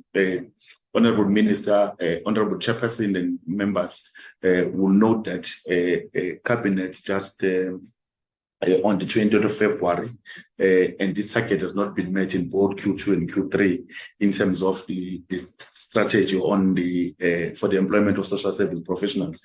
And on 20th February, the Cabinet has already achieved this, so which is outside this quarter.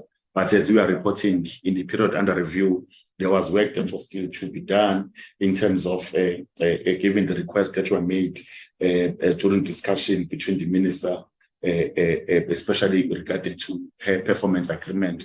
On comprehensive social security, the process to finalize the audit findings on disability ground medical review was not achieved. And this is a result of SASSA delayed in terms of responding to the Chief Director of Audits and Compliance, which resulted in the loss of about 5 weeks in terms of the audit time. But there were plans that were put in place in terms of accelerating this particular work.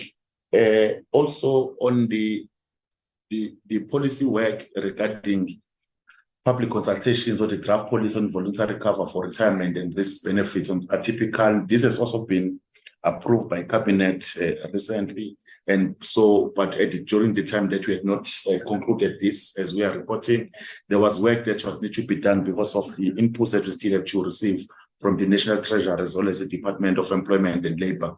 But those discussions were still on the ground.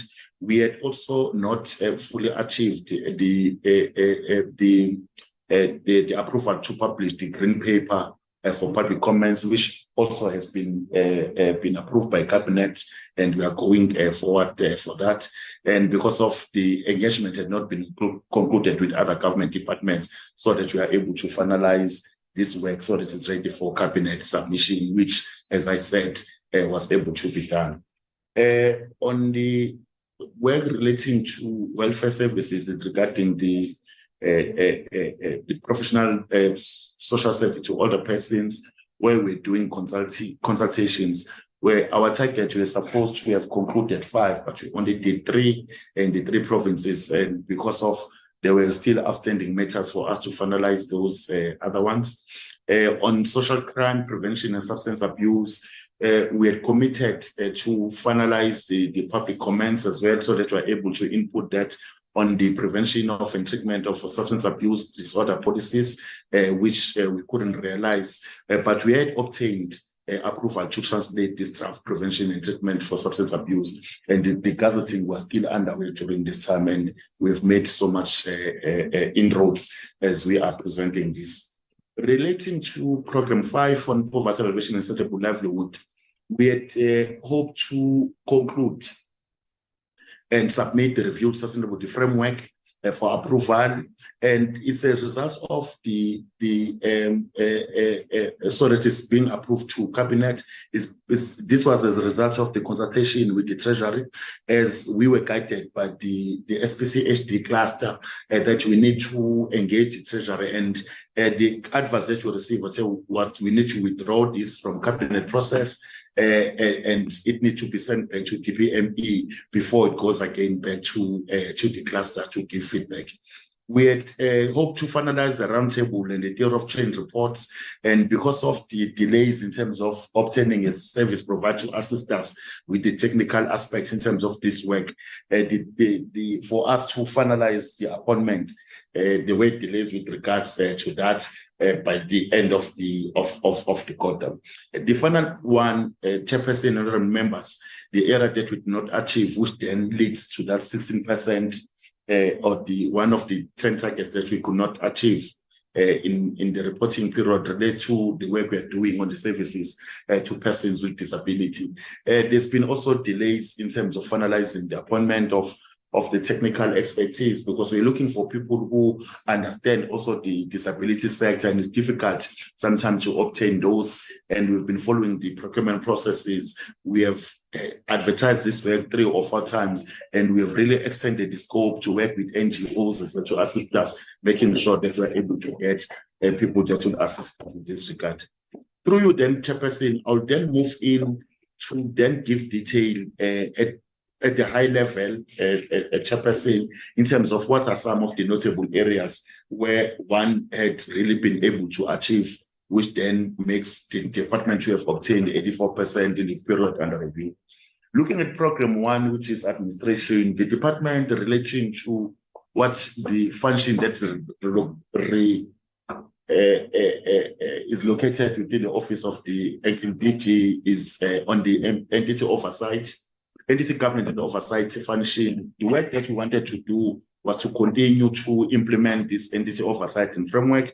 And during the period under review, we have been able to review all the performance information as we receive them from both entities, SAS and NDA, and we are able to engage the relevant policy branches relating to this, so that to make sure that as well the work that they present to us before it moved to the ministers as well as to the Bovolo Committee has been well audited, and also we make sure that the assurance in terms of the internal audit, the risk, are able to assist us in this particular regard. Secondly, in terms of the donor coordination, during this period, Chairperson and other members, the unit was able to map all the stakeholders that are relating to the work of the DSD, and we're able to categorize them in terms of the areas of expertise and exactly the type and the scope of our interests, as well as the type of our partnership.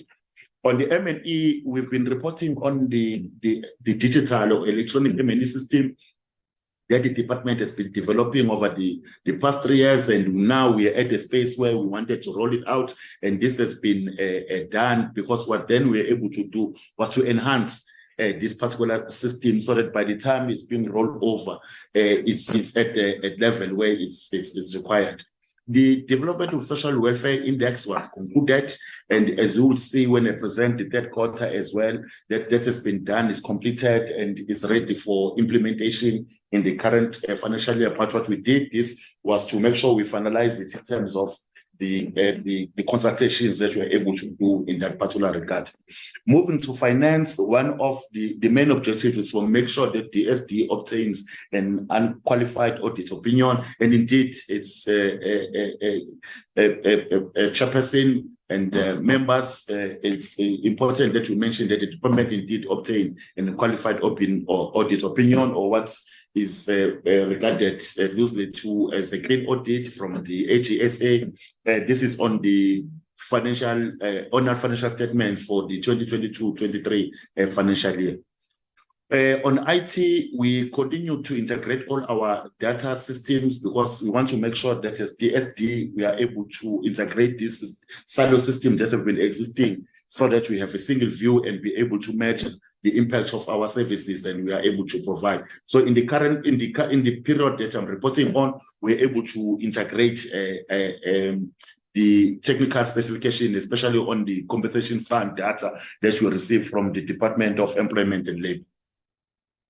Legal services, there's quite a number of legislations, and as part of the reinventing of our DSD, one of the things we did was to shift the functions on legislation to legal services, moving it from the respective branches responsible for policy, because this is mainly the legal work. Hence, even the session that we had as the first item, it was Advocate Ntuchisa and Mr. Advocate Lata as well engaging because of their expertise in this. So this is how the work has been done. On the SASSA Amendment Bill, during the period under review, we had received the comments from the Office of the State Law Advisor and make sure that these comments that we had received were incorporated. On the NDA bill, the bill was submitted to the heads of social development as well as the MINMEC via their secretariat. So this is what has been the commitments. And moving now to program 2, which is just a very straightforward program because it relates to the monies that gets to be transferred to SASSA towards the payment of social grants, the commitment of the 253 billion that we received for the annual. In the period under review, we're able to transfer 63.2 billion to SASSA for the payment, and we provide the breakdown on each month of the second quarter. You could see in July 2.1, in August as well, in September as well, all those 3 months. And with these grants, we are able to make sure that we are able to contribute towards improved school attendance, crucial attainment, access to food, and we have known, and this has been well documented in terms of the positive impact these social grants has in the lives of these beneficiaries, including their families. Now, I want to move to program 3, which Chairperson is on the social security policy and administration. This is relates to the various policies that a number of policies and legislations that are now at during the period of review. They were at different stage of development within this branch. And these policies and legislation are a part of our targeted outcome to make sure that we are able to contribute towards the reduction of poverty, inequality, as well as vulnerability, including some of the social ills that are existing. I'll just highlight quite a few of them, Chairperson. One, in terms of what the work that we're able to do on the 3 policies that are listed here, which is on the integrating children's grant beneficiaries with government services. Secondly, on the policy on maternal support, as well as the policy proposal on the income support for 18 to 24. If we look at all these 3 policies, we were able to conduct technical work in terms of conducting the desktop reviews. We were able to refine them. We were able to validate them as draft policies so that we are able to move them to different levels, especially submitting them to DPME so that we start the process for these years. So that is common about these 3 policy areas. And the other set of policies, one relates to the social security bill, which has been the public consultation on the green was still pending at that time, and no public comments were received. However, we were able to consolidate reports using the comments that we had received from consultative engagements with some of the external expert panel. We were able to conclude that. Secondly, on the draft policy on voluntary cover, as I reported earlier, this is a policy that the cabinet has just recently approved in their previous meeting, a cabinet sitting. And also on the draft white paper on comprehensive social security, we're able to conduct consultative workshop with various government stakeholders so that we are able to revise this green paper. And the comments and inputs were able to be received, and these have been incorporated. And this is ready for that time. It was ready to be submitted to cabinet. And once it was ready, but we continued as well to engage other government departments as required as well. So this is just about the impact from all these single policy instruments that I have listed. I won't go to detail on them.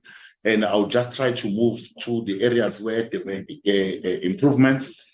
On the target to review the manuscripts which relate to social security review in terms of having us as a department to publish the second volume, these were reviewed indeed, Chairperson. And we are doing this to make sure that the these are done timeously by an independent tribunal to ensure that it is lawful, it is reasonable, as well as is procedurally fair as well. Now, I want to move to the fourth program, which is one of our biggest programs in the department, which relates to the welfare services. Program 4, there are just 2 policy areas. If you look at the work that you were doing, there are some of the overachievements in this area relating to the children's legislation and families. We had committed that in the second quarter, we will be making sure that we capacitate 10% of the sector workforce on the Children's Act. And this was overachieved, Chairperson, because it was not 20%, but instead it was 27%, which is above what we had targeted. And this overachievement was the result of an online. So the digitization of some of our services, as we always report, enables us to reach quite a number of people than we would if we do this physically or face-to-face. So using the digital means and the technology as well, we're able to achieve more for South African as well as non-South African children and those most social service professionals needed to be capacitated on. The same as well as the next target, where we had only targeted to only capacitate 4 districts, and you'll see, Chairperson, so we had doubled the number of those that we were able to reach. And the question could be, what then happens in terms of the cost implication? We're able, number one, to use the government facilities where they were available, and it was easy. And some of the training was done as well online, which enabled us to reach more for those districts that could be able to connect using their data and where the connection could be done. So we provide a list here, which you'll see it varies or includes quite a number of districts, especially from both the Eastern Cape, including the KZN, and with some of the areas like the Sarah Batman as well. HIV/AIDS services and the program, we were able to capacitate 3 districts in Sarah Batman, Fezile Dabi, as well as Ngakomo Terimolema, and we were able to provide them a training on the guidelines for social service practitioners and so that it assists in enabling access to HIV services. Also, under HIV/AIDS, we were able to reach 3 provinces on the social behavioral change program. And this was overachieved because we planned only 3, but it was 7 that we were able to reach because of the high demand for this training that was required. And this other target will then have an impact in terms of what then becomes the target for the subsequent quarters, especially quarter 3 and 4. As you'll see that we seem to have dropped in quarter 4, on quarter 3 rather, is because some of this work had already been covered during this particular reporting period, which is Q2 currently. Also on the children's services, there's a number of interventions, Honorable Chair and the members, that the department was able to implement as part of our obligation constitutionally and legislated that we need to take care and protect our children. And these include, but not limited to, the fact that both KZN and Limpopo were trained on the practice guidelines for national and inter-country adoption. Here we are providing capacity to social workers so that they are able to provide adoption services in order to ensure that adoption services are accessible to even people who do not have means. Secondly, we were able during this period to develop a quarterly report on the implementation of guidelines for community-based prevention and early intervention services to vulnerable children, which is fondly referred to as RAISA. And this tool is assisting rendering, making sure that the services that we provide are in uniform and the service standard for orphans and vulnerable children, including the core services, are provided adequately. We also, during this period, developed a quarterly report on how we have implemented the intersectoral protocol on management of violence against children, child abuse as well as exploitation. Through this report, we are able to assist in measuring for us as department and those that are working with us to measure the outcomes of our interventions on the lives of the beneficiaries. We are able to identify the gaps and provide the support where the challenges are being identified to make sure that these children are not severely affected by these unwarranted incidents, including violence, child abuse, as well as child neglect and exploitation. Also, under this program on protection of children as well as those that are orphaned and vulnerable, we're able to develop quite a number of reports as well. And these reports have been able to assist us to track the progress that we are making towards the implementations of the actions of activities that we have put in place. We're able to measure the degree to which the required systematic requirements are in place for the improved implementation of foster care services in provinces. We are also through these reports able to determine the areas that require us to upscale our services and make sure that we are ready for program actioning. On professional services, this is work relating to the older persons. One of the commitments that we had made was for us to conduct consultation on the draft M&E framework, which relate to Social Service Professions Act. And indeed, we were able to develop and we concluded on the consultations on this draft framework, as I've said. Relating to work that we are doing as part of our intervention for the department to combat the social ills, especially those that relate to substance abuse, social crime, as well as the anti-substance. There's quite a number of interventions that we were able to do and achievements in this regard. Number one, we were able to develop a project plan which we had consulted with various stakeholders so that we are able to improve and implement the DSD anti-gangster and gangster strategy, which we wanted to implement in the 9 high-risk districts. And we were able then to do that in the 4, which are listed here: the ZF Mgau in the Northern Cape, the Ortambi in Eastern Cape, the Thabo Mafutsunyane in Free State, as well as the Fezile Dabi in the province, also in Free State. These are some of the educational sessions that we are doing.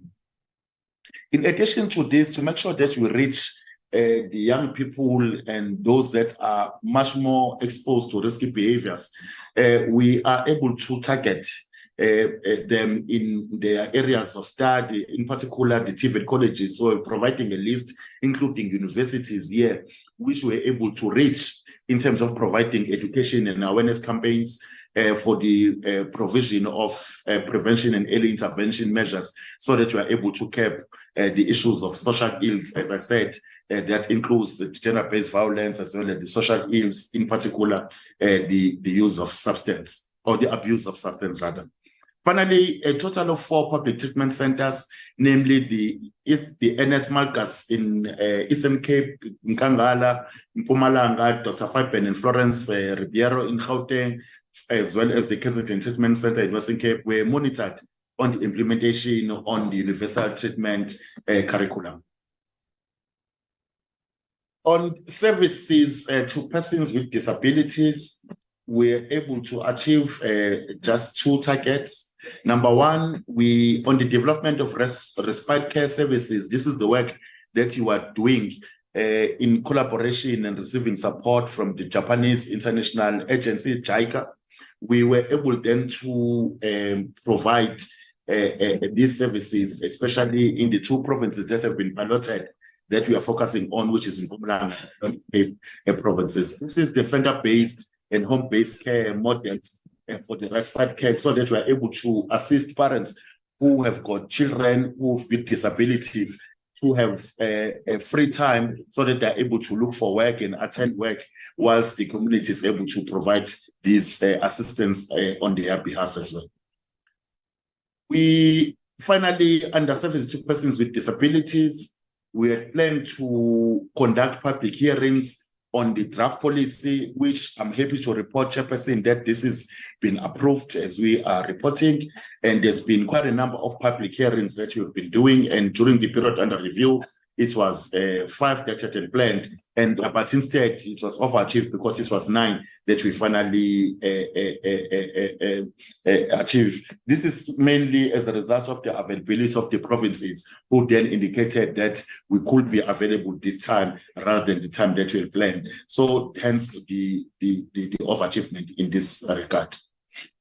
The final program relates to the work we are doing in this program 5 on community development. The first target, we've been reporting that I think since the previous financial year, what Minister wanted to do was for the department to develop what is called, what she referred as a state of the people, really looking at what are the socio-economic conditions, the demographics, and everything regarding our people, so that as we plan, our plans are in line with exactly the conditions in which our people are living in. So we have started doing this report. So we've been able during this period to finalize a draft report on the state of the people of South Africa. And moving on the poverty-related services relating to the National Food and Nutrition Security Plan, this report we were able to do by the end of the reporting period. Chairperson, I'm happy to report as well that one of the work that we wanted to do as part of making sure that we are building these sustainable communities is to make sure that our social grant represents are linked to sustainable livelihoods, and this is included in the Minister's Performance Agreement, and is what the President also wanted for us to start doing, so that we're making sure that we are exiting our people outside of the social grant system. So our target on the period under review was to plan at least to link about 10,000 social protection beneficiaries, sustainable livelihoods, and we are happy to report that it was 17,207 social protection benefits that were linked to livelihood opportunities. And this is a result of the Gauteng province, which has a specific program that links young people to entrepreneurship as well as skills development program. On community development as well, there's quite a number of policy areas and policy work that is being developed to ensure that there's coherence and harmonization, especially in the practice of community development across government, across the NPO or NGO, including the private sector. One of them is a draft community development policy, which which has been submitted to the government clusters, especially the GNA. And this policy that we have developed, it seeks to clarify the roles of all the stakeholders and additional mechanism or arrangement for effective and efficient delivery of community development services towards for us as part of our mandate of building vibrant, equitable, cohesive, and sustainable communities. Also, under this program, Sustainable Livelihood, to make sure that we participate in these 3 provinces, in the 3 provinces, in Eastern Cape, Limpopo, and Northwest, to make sure that we're participating in the district development model, which has been a flagship program of our current president, Cyril Ramaphosa, to make sure that we, as part of the monitoring, make sure that each country, as a country, we improve in our planning, where we have one plan as a district, as well as the province, as well as the national. We have also finalized the community mobilization empowerment framework during this period. And through this, as it's been finalized, we have been able to train 5 districts on the community mobilization and empowerment framework towards implementation of this DDM, and these districts are listed here. They include Fezile in Free State, Northwest, and as well as Umzinyathi together and Amajuba in the province of KwaZulu-Natal. And with this framework, as I indicated, also assists in facilitating and addressing very complex issues that are experienced by our various communities. On youth development, the National Department was able to monitor on the report on how provinces are implementing the DSD Youth Development Policy, which was approved in the previous financial year and was reported in this committee as we are presenting it today. Also, under community development further, there's quite a number of policies that we are developing, but it's important for us to mention to the honorable members the concern that have been having in terms of the funding of NPOs. The department had finalized that, and currently we've been working towards development of an NPO electronic system and the e-learning platform as part of that funding policy.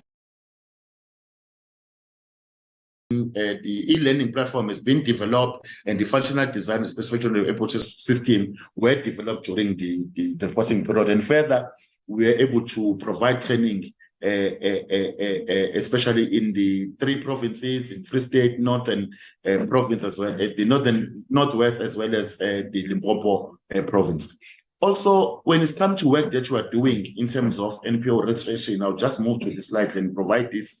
The department had received about, during these 3 months, which is July to end of September, the 5,779 applications, and we were able successfully to register all of them, about 3,472, which is above then the target, which is always about 100%. So we only achieved that.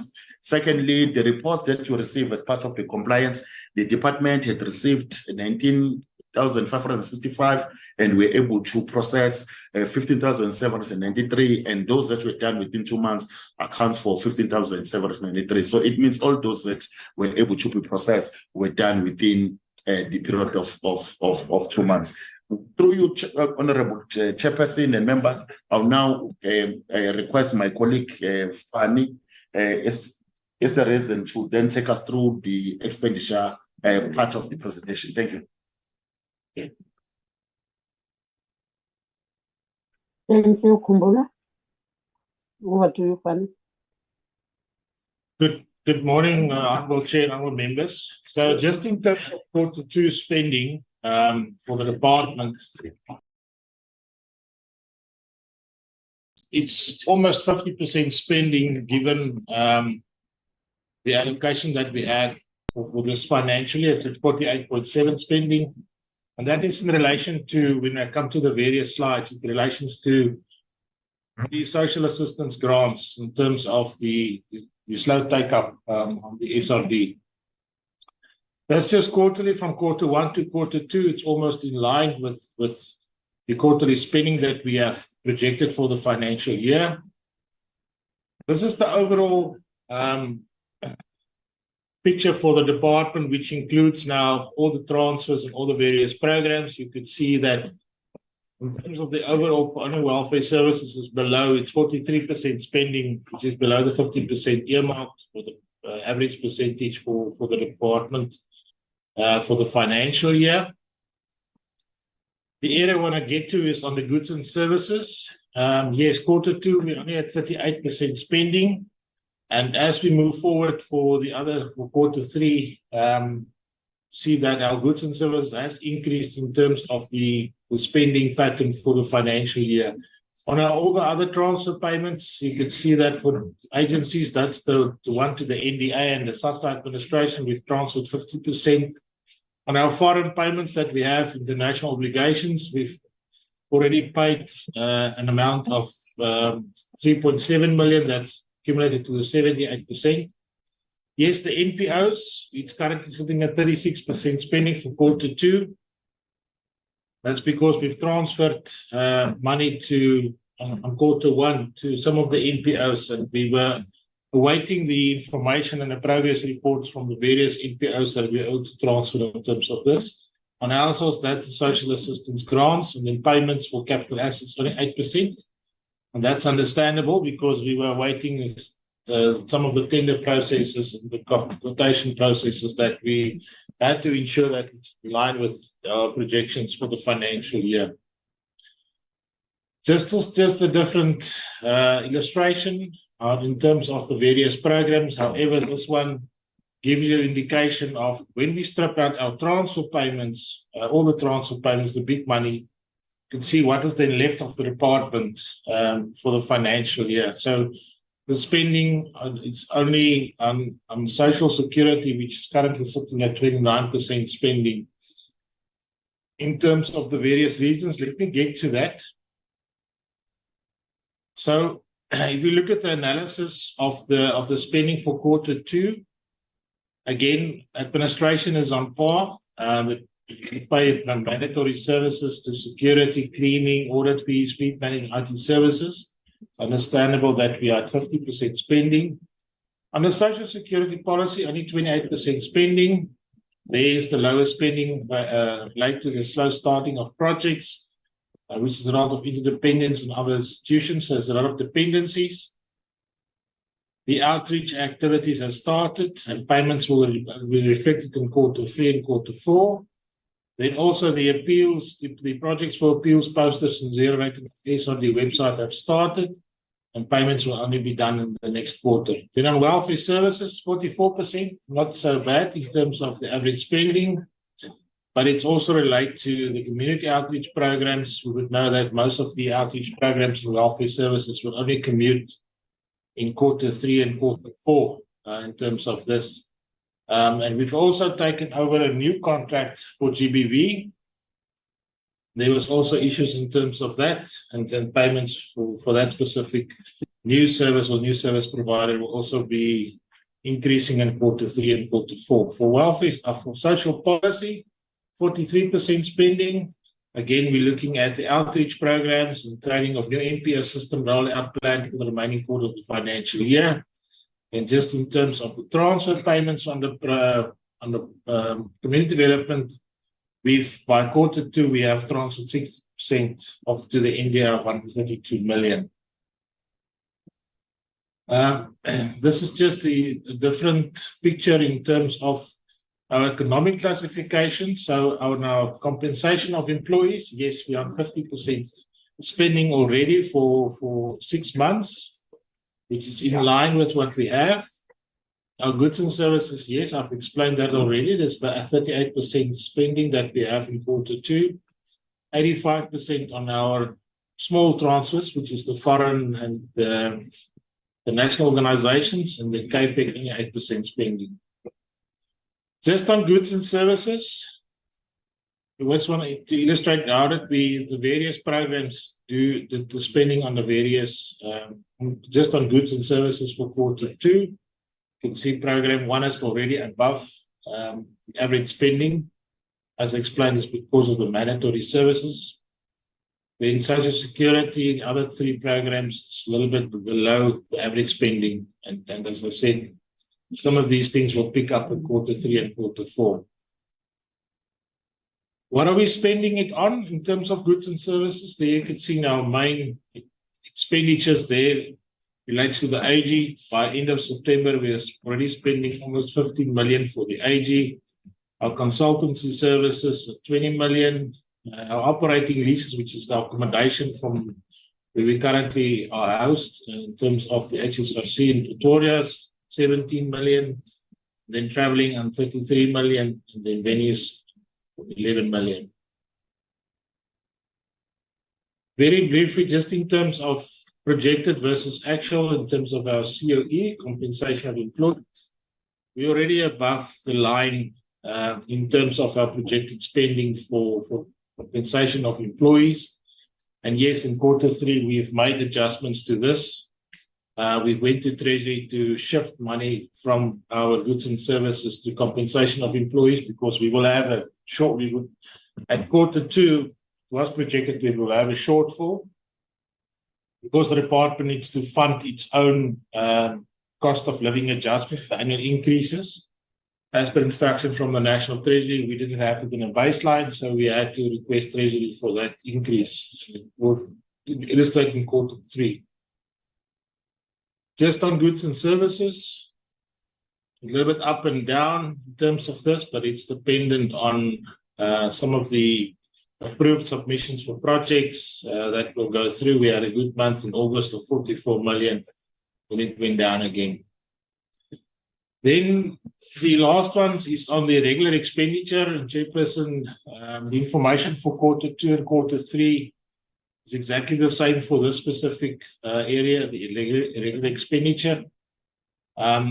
Because we went into a new process of an appointment of the Loss Control Committee. The Loss Control Committee has been dissolved. We took a new direction to appoint only external people. So that was only done in October. So you would see a change in these numbers and the cases only in Q4. But these were the things that emanated from the prior financial year and also what was emanated from April. So for the prior financial year, in terms of irregular, it's 18 million, and it's because that's the big Vodacom issue, which we had to keep on paying because of the GBV command center. And the AG found us wanting in terms of this area that we did a month-to-month extension with Vodacom to keep the GBV command center running to ensure that there's still a continuation of services. For the 23-24, it was just in terms of, it was in the Mpumalanga area, it was a population event.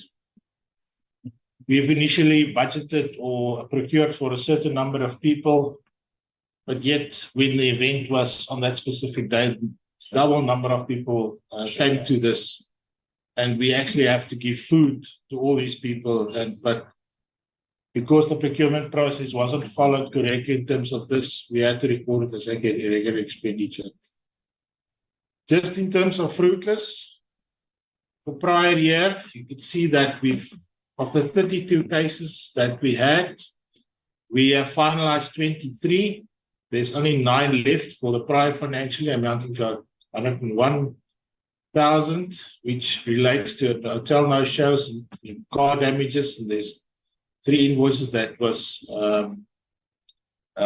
also an issue that was part of this. Then for the new financial year, we only had car damages. We didn't have any hotel no-shows. So there's also improvement that improvement that we've done in terms of the car damages. We have now, with the new service provider or travel agent, we have taken out insurance, which is a small fee more than what we usually pay, but this will also eliminate some of the car damages. We don't say that there won't be any car damages, but at least the amount that we will be paying for car damage will be an excess amount. It will not be the full value of the car as they're charging us currently. Then just some of the approved cases that we've done is there you can see the write-offs. There was 10 cases to the amount of 54,000 that we've written off. The recoveries that we've done from officials, there was 8 cases to the amount of 140,000.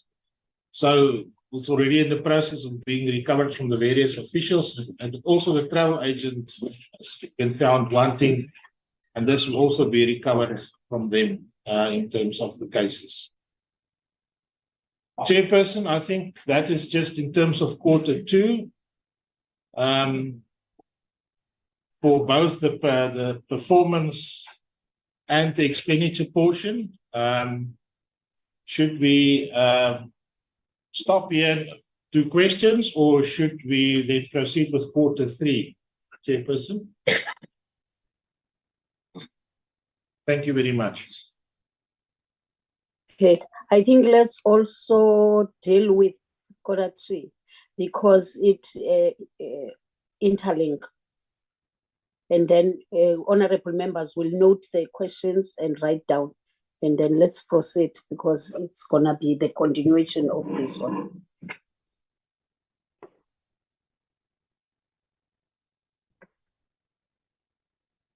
Okay, thank you, Chair.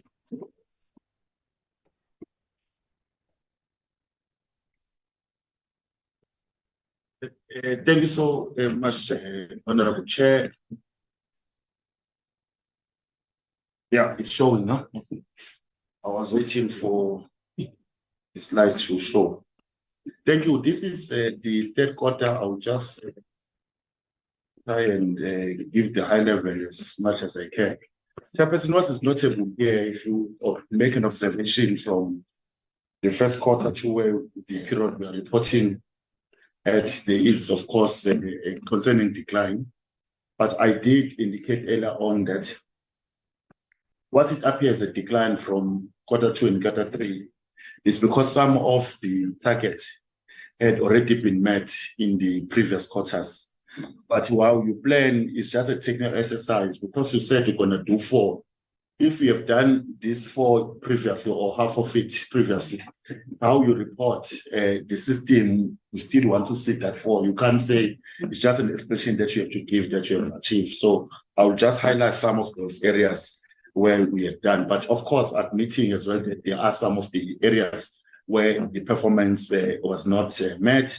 But also there are reasons that we provide. For example, relating what we had thought we'd do was to start training and roll out this M&E system that I've indicated. But as we had demonstrated in the previous quarter, we're still busy with the enhancement elements of the system, and we're planning to roll it out in the Northwest Province. And as you were talking currently, Honorable Chair, this system has been rolled out in the Northwest fully, and it's being used by district, but not only by government, because most of our services get to be also implemented by the NPO sector, and they are, of course, using this system, and they are using this system, and we already have the dates, which are April 8 until 12, where we will be in the Free State and also continue to roll out. So we have substantial progress has been made. The next target where was not met relates to the IT. As part of our integration, we had hoped that we'll be able to finalize the integration with data from higher education, as well as so that we're able to link it to Zella data from the Department of Health, and that way, as well as including the NPA.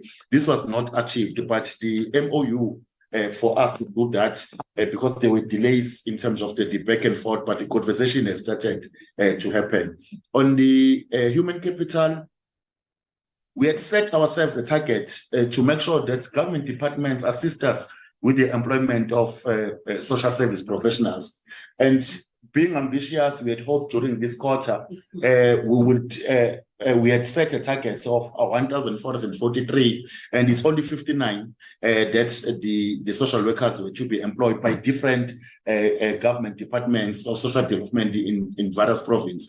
And we are then asking and hoping that by end of the 4th quarter, which is ending next week, we'll see some improvement in terms of what then the provinces in terms of employment of social workers, if it improved or not. On the legal services, there's been a target to finalize the work on the social protection cluster with regards to the NDA amendment bill, and this work was not achieved because there's a link between this bill and the finalization of the turnaround strategy.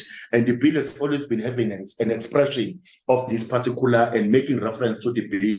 And since we have removed it, because that process must be independent to the finalization of the NDA amendment bill.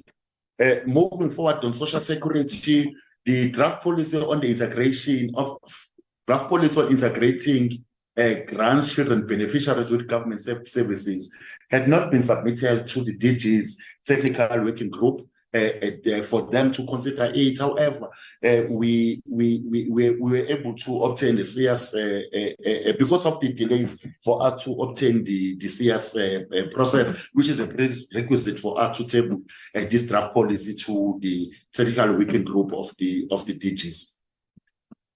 On policy of maternal support was also not submitted because of the same reasons as I've said above, the same, and this was subsequently done in February. So we are reporting here on the work that was done, concluded in December, but this has been, as I said, things have really changed in many of the areas, including this policy instrument as I presented, the one on integration to children's grant beneficiaries with government services, the one on the maternal support.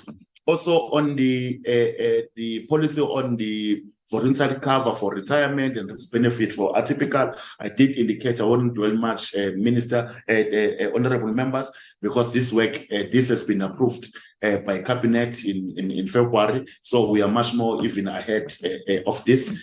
One of the work that we wanted to do also is on the green paper as well. The report has changed now because this work has also been to Cabinet, and there's been approval for us as a department to go through public comments. So there's been substantial progress in that particular regard.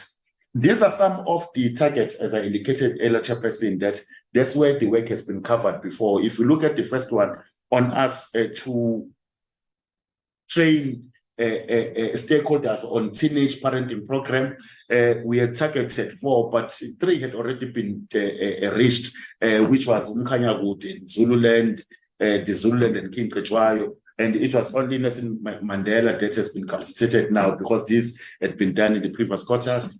Also, the target on the national workshop to consult the sector, some of the provinces has been done, including on the target to train target of the 3 educational sessions on the anti-gangsterism strategy in high risk.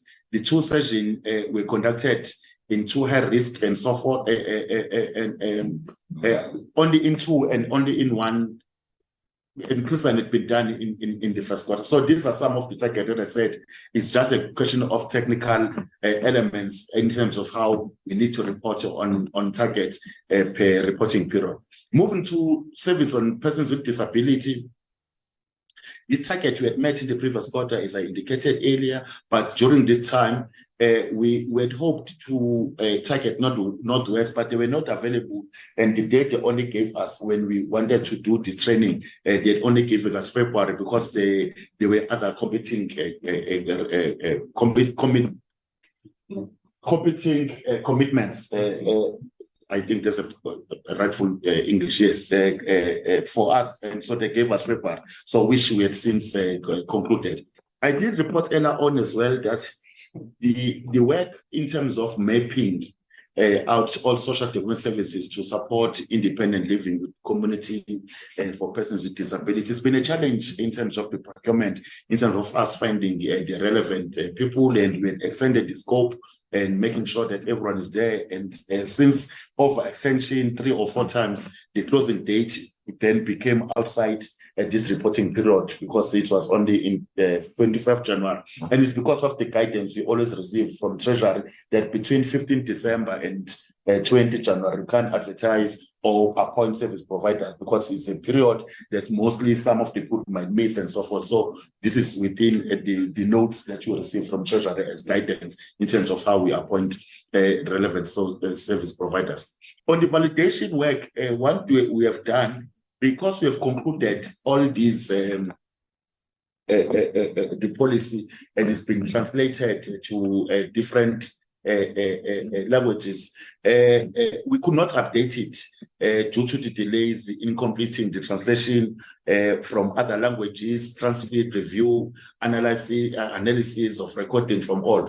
I had reported earlier that this has been overachieved in the previous quarter because we did all the provinces, but the challenge now that then became an overwhelming in terms of us making sure that we translate this through various language, including sign language and so forth. So that translation took longer than we had anticipated because the work on the public hearings, as I said, became more than what we had thought. We had targeted 4, they ended up being 9. And so hence the ripple effect in terms of the impact it had on the work that should be covered in the subsequent month. On the consultation of the draft on the report, this work is what I reported that had been achieved in the previous court in terms of the report on the state of the South African people. What had happened during this court, Honourable Chair will recall that State SA then released the Census 2022 report in December. So we couldn't go beyond in terms of finalizing this work because we thought it's important to incorporate the recent data from that census report. So since this was released in November rather, we couldn't conclude this work by end of December. So hence the delays in finalizing that state of the people report. But I'm glad to report that that work has since been finalized, including the work that has been done since ZSA also subsequently released the third quarter report in terms of the labor force survey, which they released in February, and we are incorporating all those secondary data as we move on towards finalizing and improving this particular work. We were final data collection instrument was not conducted, so it was only 11 proposals that we received, and the program took longer for us to finalize the work in terms of the evaluation that we wanted to do relating to sustainable development. Moving to the detail, I won't go much, but we continued on our work on entity oversight, Chairperson. We were able to have meetings that focus on the quarter two, as we had done in the previous quarter. As I did indicate, we look at also beyond just their performance reports. This time we look at SATA's business process, re-engineering, and the updates on the turnaround, on the NPA turnaround strategies that updated it. On donor coordination, previously I reported that we were able to conclude and the mapping of our stakeholders. This time, there was a roundtable that we hosted as a department on the 12th of December, a very successful roundtable on social innovation that was hosted on the 12th of November, and the report is available. In that regard, we had concluded I wish this target had not been met in quarter two. This time has been met in terms of concluding and completing the work, and in terms of contracting with regard to the social welfare index. On human capital management, the strategy, which I've said has already been approved by Cabinet on the employment of social service professionals, was fully met here. There were various bills as well that the legal services has been in charge of. This relates, number one, on this draft SASSA amendment bill. This was sent to DPME for CS as well as to OSLA, which is the Office of the Chief State Law Advisor. We were able to also ensure that the bill for the VSS, which is Victim Support Services Bill, is being costed, and this work was concluded. Program 2 is about disbursement or making sure that the transfer of funds of the 253 billion that you receive annually as DSD, the 63.2 was successfully transferred as similar as we did in the previous quarter. The various policies as well were refined. This includes refined, the desktop review was conducted. This includes the policy on integrating children's grant beneficiaries with grant services. The report from CS was done. And also on the policy proposals for income support for those who are 18 to 25, we had conducted the desktop review as well, which is similar to what is in the second quarter. On the atypical, I won't report much on this board too, because they've gone through even beyond the cabinet stage in the time that I'm reporting on this work. On one of the achievements was for us to conclude the draft social security review volume 2 has been approved. This was approved based on the revised manuscripts and the cover design and proof of concept. And this, of course, will be published as the second volume for coming out of this particular unit. Welfare services. This target, as I said, we seem to overachieve on it in terms of when we want to build capacity and train the sector workforce on the Children's Act following the amendments. We are able to exceed this target due to the big turnout of participants, because of the online and the webinar training that we are able to provide in this regard, and also the adoption and insertional on ISS. On the training on various stakeholders, especially the social service professionals, with regards to their guidelines, we're able to target the districts, and these ones, as they listed here, as were capacitated in terms of the guidelines for social service professionals. We further capacitated 3 provinces as well. on the social behavioral change, we did not only add train 3, but we trained 5, and it means because of the Eastern Cape as well in Mpumalanga, who then requested additional training, in particular on the men and boys championing, as well as Mpumalanga have requested additional training on the YOLO program. We seem to have also overachieved in terms of providing 70,000 the G2G districts with core packages of services. The target was 70,000. You could see here, Chairperson and other members, that is almost 100,000 in terms of what then was actually achieved. We are targeted as well to provide core services to orphans and vulnerable and youth, especially those who know their HIV status in the G2G districts. The achievement is beyond 70%, but it's 87%, which is good because the positive feedback that you receive and also the demand for these particular interventions and the training that we provide. In terms of supporting the 95% of vulnerable and youth, vulnerable children and youth with HIV positive results, making sure that they adhere to the RT, the beneficiaries from 9 G2G funded NPOs with HIV, etc., are required to be followed up and supported on a productive basis. And the target will be set now. We are moving from 95 to 100%, making sure that we cover everyone. Also the moving on the number of interventions that we are able to provide the DSD on children's services. We are happy, Chairperson, to report that as DSD, we're able to capacitate both KZN and Limpopo on the practice guidelines for national and inter-country adoption. And with this capacitation, Chairperson and other members, we are making sure that all social workers are able to provide adoption services in order to ensure that adoption services are accessible to even people who do not have the means to adopt any particular child. We continued as well, even in this quarter, just like in the second quarter, to provide, develop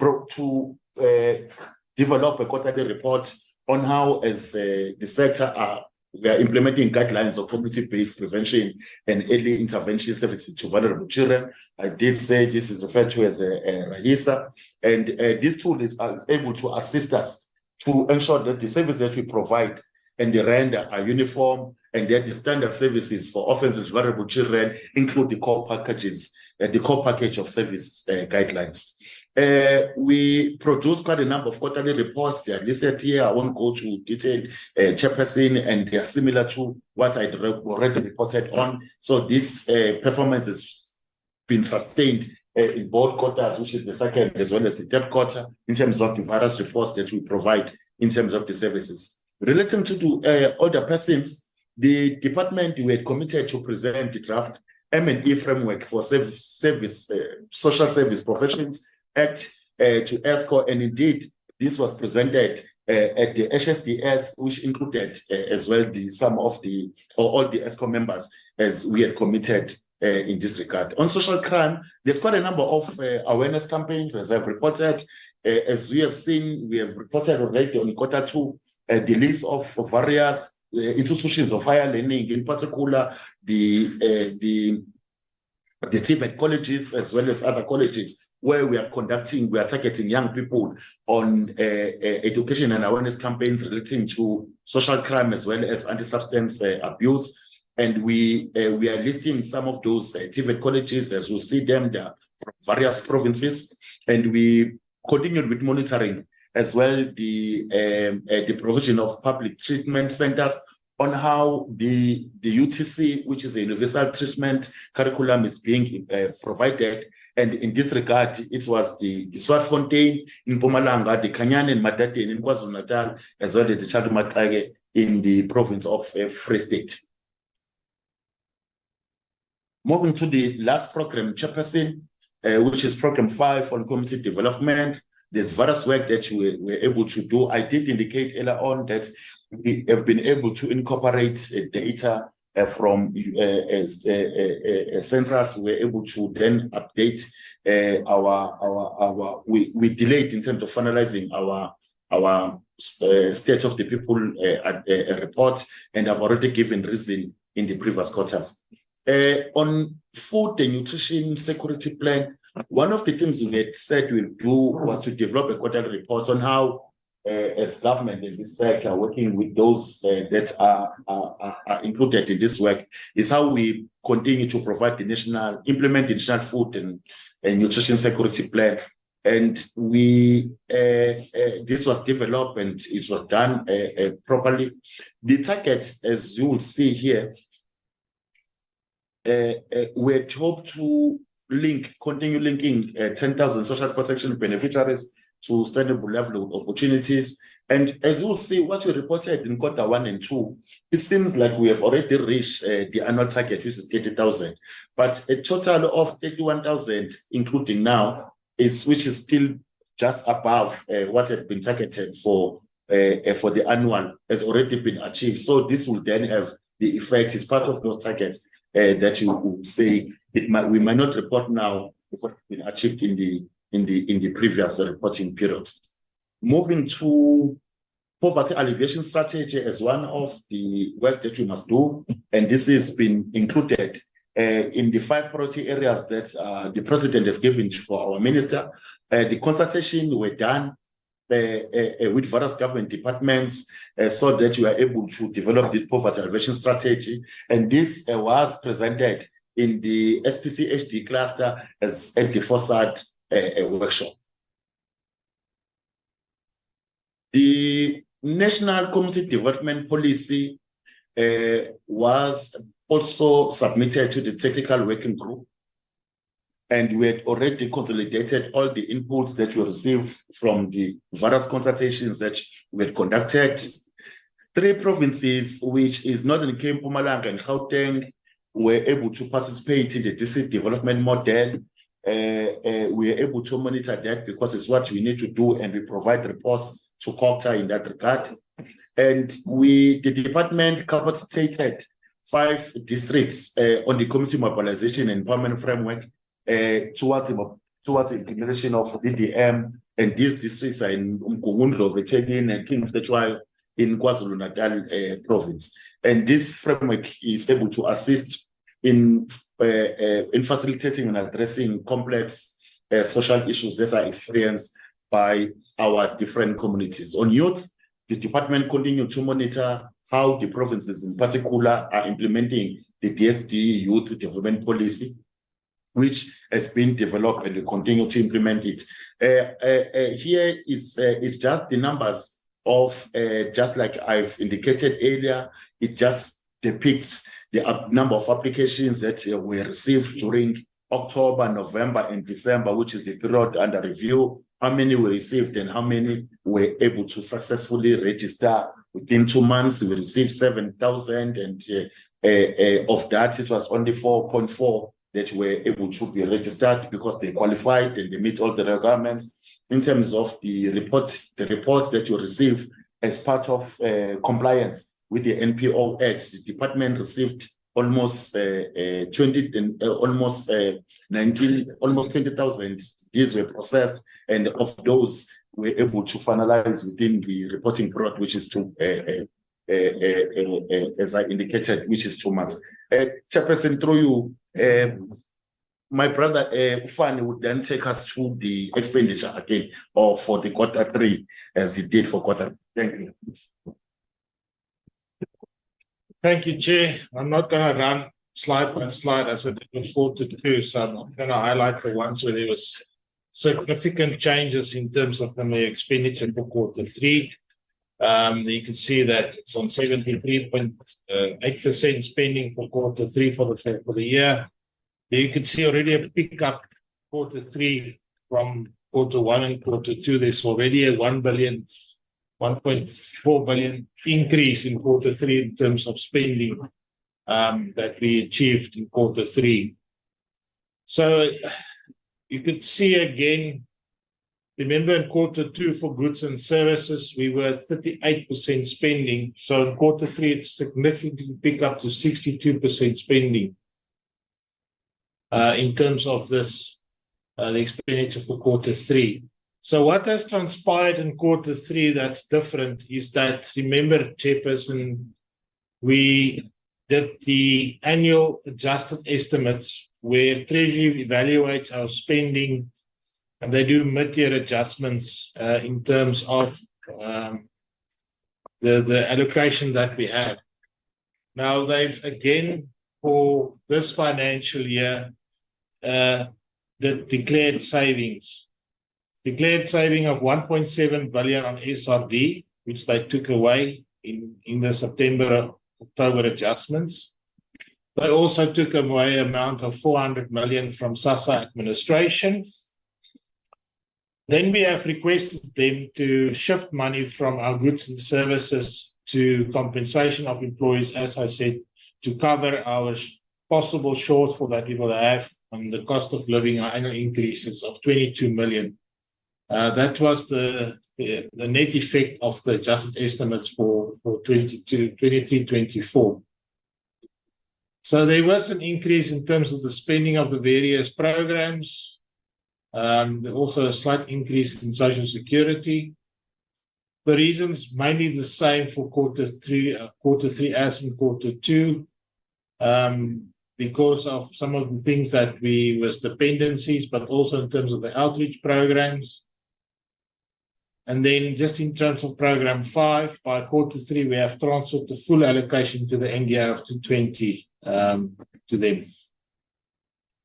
The fruitless, again, it's the same. Let me just give you some background in terms of the Loss Control Committee is now fully operational. It had its first meeting in February. The areas that we covered for the various members, as I said, it's all external members. They cover the area of legal, labor, HR, governance and risk, and finance. So those are 5 external people that's already been appointed. We had to relook at also the terms of reference. So the second meeting will take place next week. So we will then finalize the terms of reference for the Loss Control Committee, but also look at these cases that's still pending and not yet resolved in terms of this. So when we report, maybe for quarter 4 to this committee, there will be a significant progress in terms of all these cases for irregular, fruitless and wasteful expenditure in terms of these cases that will be dealt with.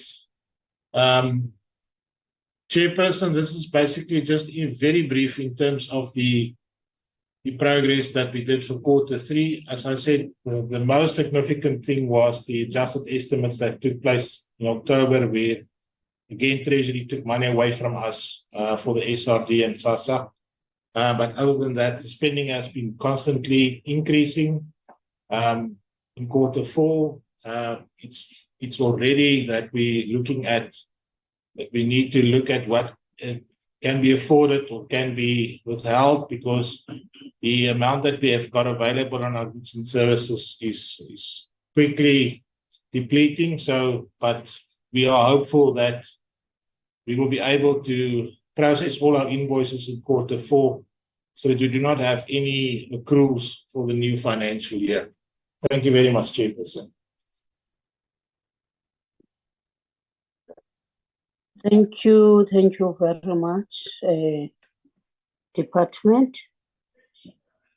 Then, now that you are finished presenting, we have to give over to the honorable members to interact with the presentation.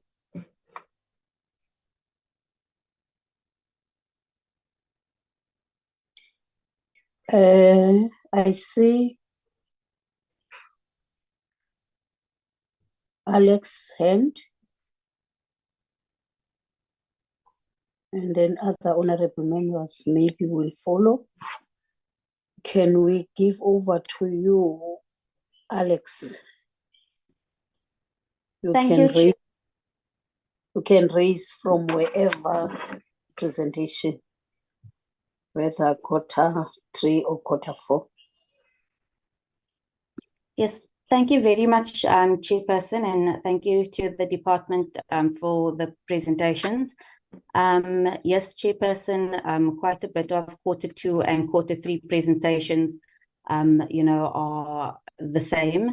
You know, some slides are verbatim. And I just want to highlight for me that, you know, this copy and paste of presentations that especially speaks to the policies have been in draft format, you know, for the better part of the sixth administration. And, you know, it's concerning because, as we know, that means, you know, not having impact and outcome for our most vulnerable communities, which these policies are designed to lift out of poverty and to bring dignity. And yes, the department meets their targets, you know, when it comes to the internal administration type tasks, you know, workshops and capacity training and monitoring and evaluation tools. But it's these, you know, social security policies, you know, like, for example, the integrating of the children's grant beneficiaries with government services, maternal support and the income support to the 18 to 59-year-olds, and the white paper on the comprehensive social security. And then, of course, you know, a topic that I think we've repeated since day one of this administration, the employment of social workers. And it's these policies that I just feel, Chairperson, when we come to performance reporting, are just in perpetual draft format. And then the question would be, you know, are we going to see a change when we are presented with the Q4 report, or when does the department actually see it will be seeing implementation and the rollout of these social security policies? Because as we know, the sixth administration is now done, and you know, with new administration comes new ministers and sometimes new priorities. So if they can just speak to that. And then, Chairperson, back to some clarity-seeking questions. For the Q2 presentation, slide 8, what are the reasons that National Treasury gave to the department that they need to take the community development practitioners proposal back to the drawing board? I imagine it will be something around costing and budgeting, if the department can speak to that.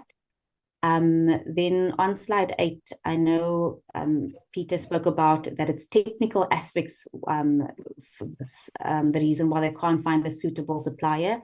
If you can just get an example of what does he mean by technical aspects. Slide 32, the over 17,000 social protection beneficiaries that are linked to sustainable livelihood opportunities. And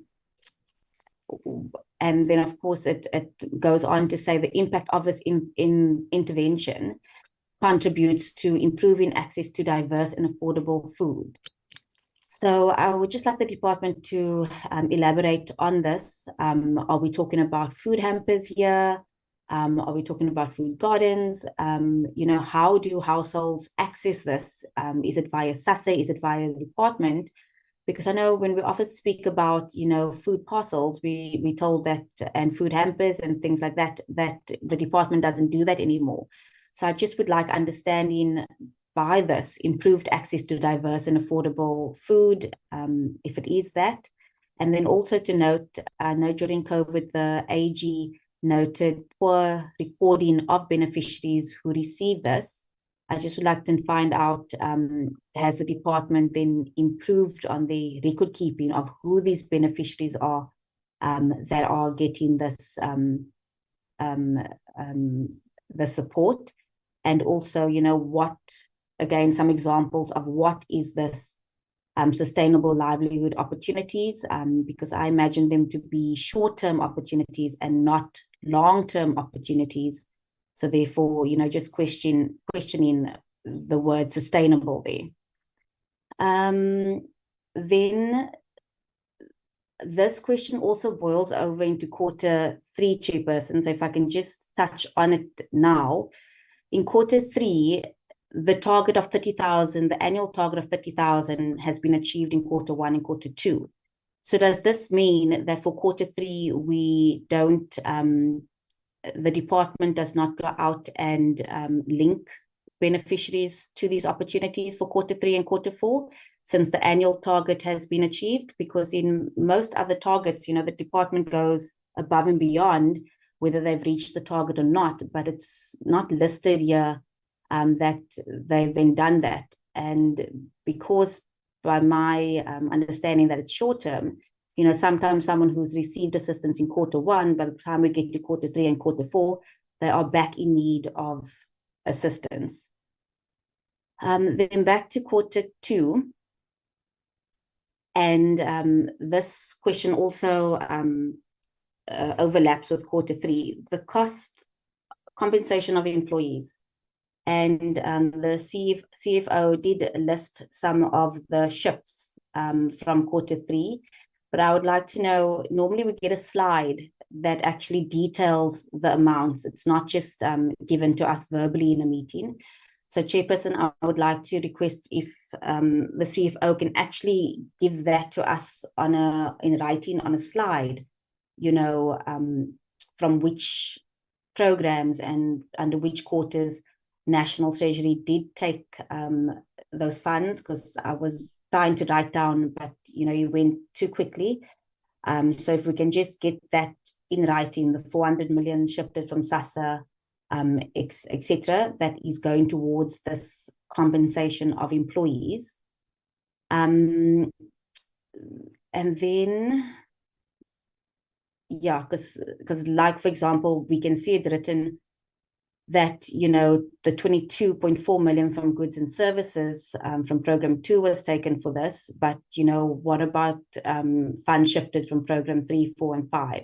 So if we can just get clarity on the amounts shifted for each program for the quarters to fund the compensation of employees.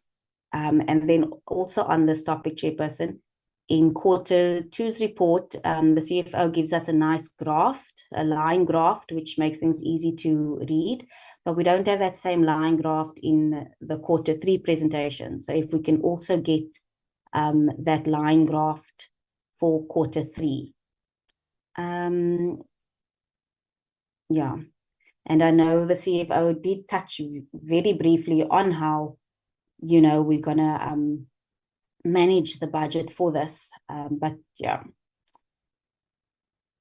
Then slide 6, I'm now in Q3, slide 6, and this one is, I don't even know the words for it, but anyway, it reads on slide 6 that the NDA's turnaround strategy has not been finalized and signed off by Cabinet, and that it's also the intention to remove any reference to the turnaround strategy in the NDA's amendment bill in order to process this bill further.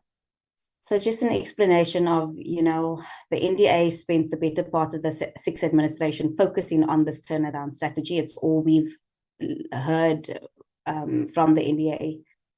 And now it's having no weight in the bill. And in fact, it's been sidelined. So if the NDA can please just speak to the reasons why now it's something that we spent a lot of time on is being completely sidelined. Then also the slide 8, the Victim Support Services Bill, it's been costed. What is the cost? Can the committee receive this costing report? I've already spoken to that.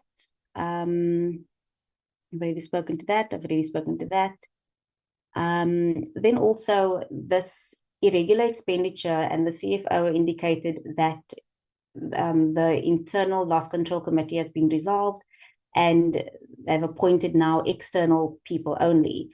What is the reason for the change from utilizing internal staff to now utilizing external people for this purpose? And then just a question to SASSA.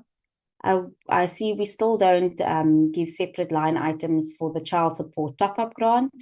If they can please indicate what has been the spending for Q2 and for Q3 when it comes to the child support top-up grant, and also if they can elaborate on why the child support grant in particular and the older person grant and of course the SRD 350 has had such a slow uptake. And then lastly, Chairperson, on Wednesday, the Finance Minister indicated that the SRD 350 grant will now become the SRD 370 grant. And changes like that we would expect to then have seen in the February budget when the Finance Minister, gave his February budget. But anywho, he announced it on last week, Wednesday. And I'd just like to find out from the department, what if they've received the final budget for this increase, and how will they, if we're struggling with the current uptake of the grant, how do they foresee an increase in the amount in terms of budgeting being taken up? And also if it's going to shift or change any of the regulations around this grant. I think that is all, Chairperson. Thank you very much. Thanks. Excuse me. Thanks, Alex. I said I must leave you to go on because there are no many hands in the budget. I only see Letitia. Letitia's over to you.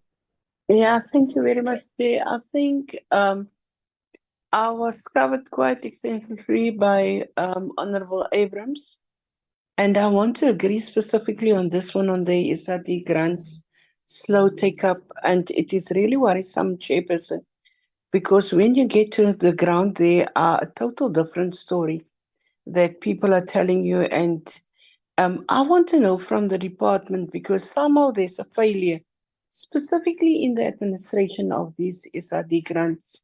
You find that people were saying to you that they've been waited for years, and also that some of the people, are first-time applicants, and then they must find out that they have received this SRD grant. There's an application in their names, but in fact, they have never received these SRD grants.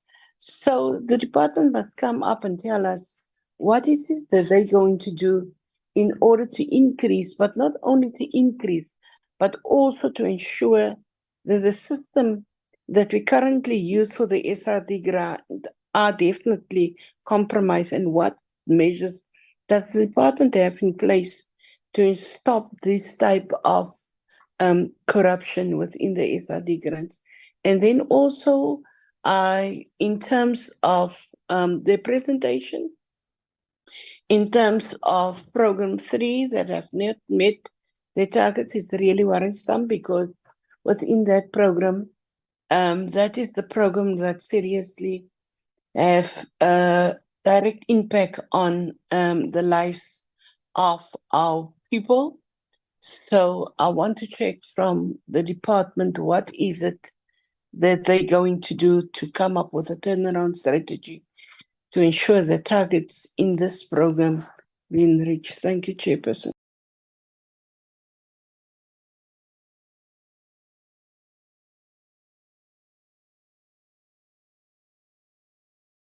I don't any other hand can we give over to the department? Hello. Chairperson, my hand is up.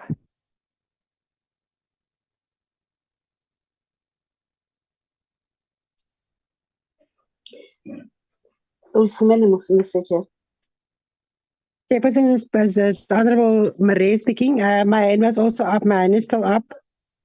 Over to you, Marie. Thank you. Okay, thank you, Chairperson. Chairperson, I just want some clarity on some of the questions I'm going to ask now, because I didn't have enough time to write everything down. On Red Cherry Media Holdings, they said non-compliance with the threshold. I just didn't understand that. Rainbow Technologies procurement of laptops. For what was these laptops? And then also the fruitless expenditure of car damages, 10 cars were damaged. I want to know, is these cars, are they hired cars? Because you also talk about write-offs here of cars, no? And then recovery from travel agents.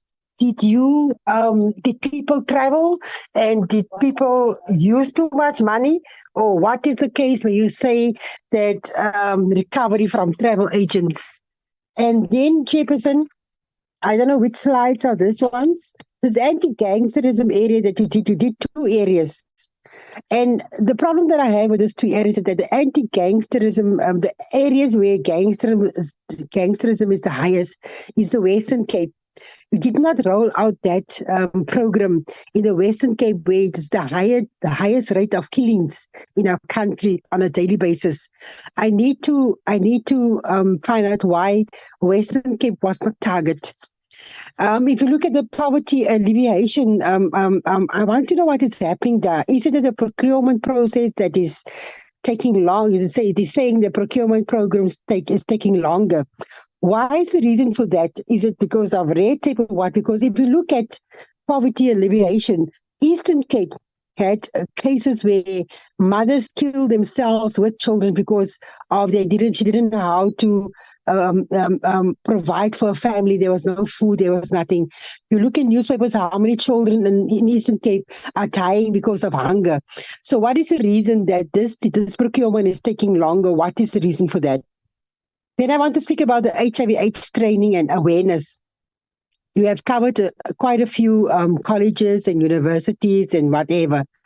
Chairperson, my question the thing that I want to say is that HIV training and awareness should go to primary schools as well, because children as young as 12 years old, 13 and 14 years old, they are sexually active. Because if you look at our rules in government, says that children as young as 14 can have abortions without the consent of their parents. So why not going to the 13 and the 14 years old and the 12 years old when it comes to HIV awareness? Because for them, getting pregnant and having the right to have an abortion, that is a problem, because the parents don't even have a say in that. So it means this HIV/AIDS training must go to the primary schools as well, because these children are busy. And who's telling them of HIV/AIDS? Because it looked like they're having sex like is playing netball outside. That is also a concern to me, Chairperson.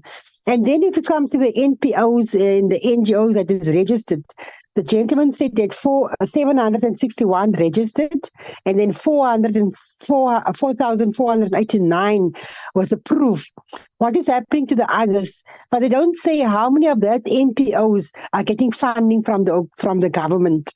Because the majority of these NPOs that is registering are not being funded by the government. They need to tell us how many is getting funded and how many are not getting funded, and what is the reason for the other amount of that 7,061 that was not done yet. Because there was only 4,489 that went through. So I just need to find out from those things, Chair. Just some of the things that I wrote down. I didn't do everything, but I just would like to get some clarity on all these things that I've asked. Thank you, Chairperson. Thank you, honorable members. Can we then give over to the department to respond to the questions that have been asked? Chairperson, it's Honorable Abrams. I just would like to rephrase something quickly to make it easier. Can I proceed? Yes, proceed. Just grant a little differently. You know, the increase in terms of the value of the grant as announced by the Finance Minister is an indication that, you know, government understands that there is this dire need, that people need this money, and therefore, you know, increasing it just a little. But the slow take-up then presented by DSD and SASSA contradicts this. Unless SASSA tells us the slow uptake is still because of verifications and online applications and cell phone numbers and things like that. And if that is then the case, what is that? Because then the need is still there. what is SASSA and DSD going to do differently if we are then still presented with these verifications, cell phone numbers, and online application challenges to actually get this grant to the people who desperately need it? Thanks, Chairperson. Okay, thank you. Can we then give over to the department to respond? Thanks very much, Chairperson and honorable members. We received the question. We will ask the members to answer the questions. We'll start with Tawani, then we go to Fani for financial issues. Then we will follow by Maureen. Then it will be welfare with Isabella Skawana, and then Mr. Najipara will respond to questions on program 5. Then lastly, we will ask SASSA to respond to the question that I asked. Thank you very much, Taban. Thank you, Honorable Chair, once again, and to the questions. The first question from Honorable Abraham, she raised concern as to if we do a copy and paste exercise. I want to say it clear from beginning that we don't do that exercise. How we develop the space in which I act as a national department, of course, is a development of policies, and the development of policies is something you cannot develop a policy over 3 months. It's a long process because it requires quite a lot of consultation. You need to do quite a lot of research. You need to and every policy space, depending on the topic, becomes highly contested. So you are most likely to get quite a number of people who want to make their inputs, and you need to adhere and make sure you allow everyone, because the implementation of the policy depends as well in how developed and how it has been developed and how it caters for various settings and for various stakeholders. We have seen as well that the development of the policy, whilst we do have a framework that was developed by DPME, which really details the steps, and the steps are around 62 in total in terms of how the policy developed from beginning until the end. And those are tedious, and they quite also have dependencies to other processes. It's just not about us developing a policy and making sure we approve it internally, and if it will have impact to a larger proportion of our population, it also needs to go to other processes such as the impact assessment, the CS processes, and so forth. And some which will have to go to various clusters, and all those they don't sit on regular basis.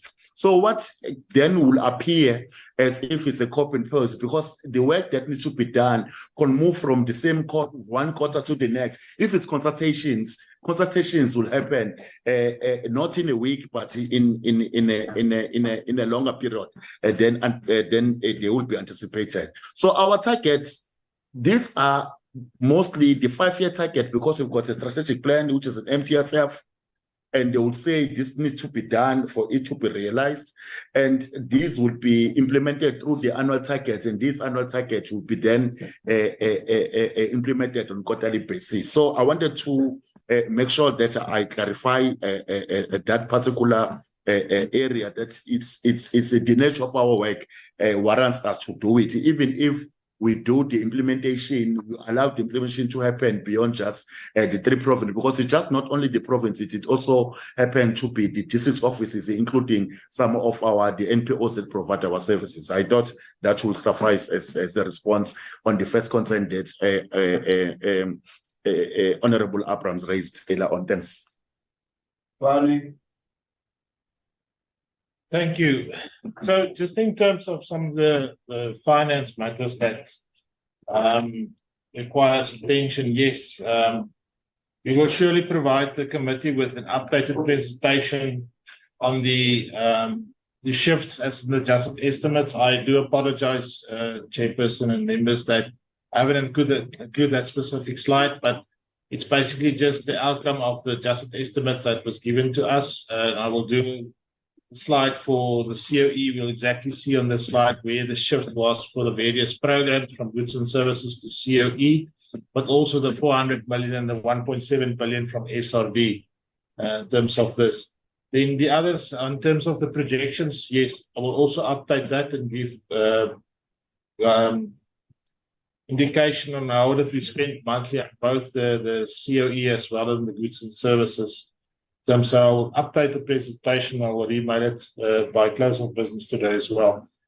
In terms of the loss control committee, we have evaluated the impact that the loss control committee has for the past years have done, and it was not as objective as we thought it was, because some of the loss control committee members was also implicated in some of these cases.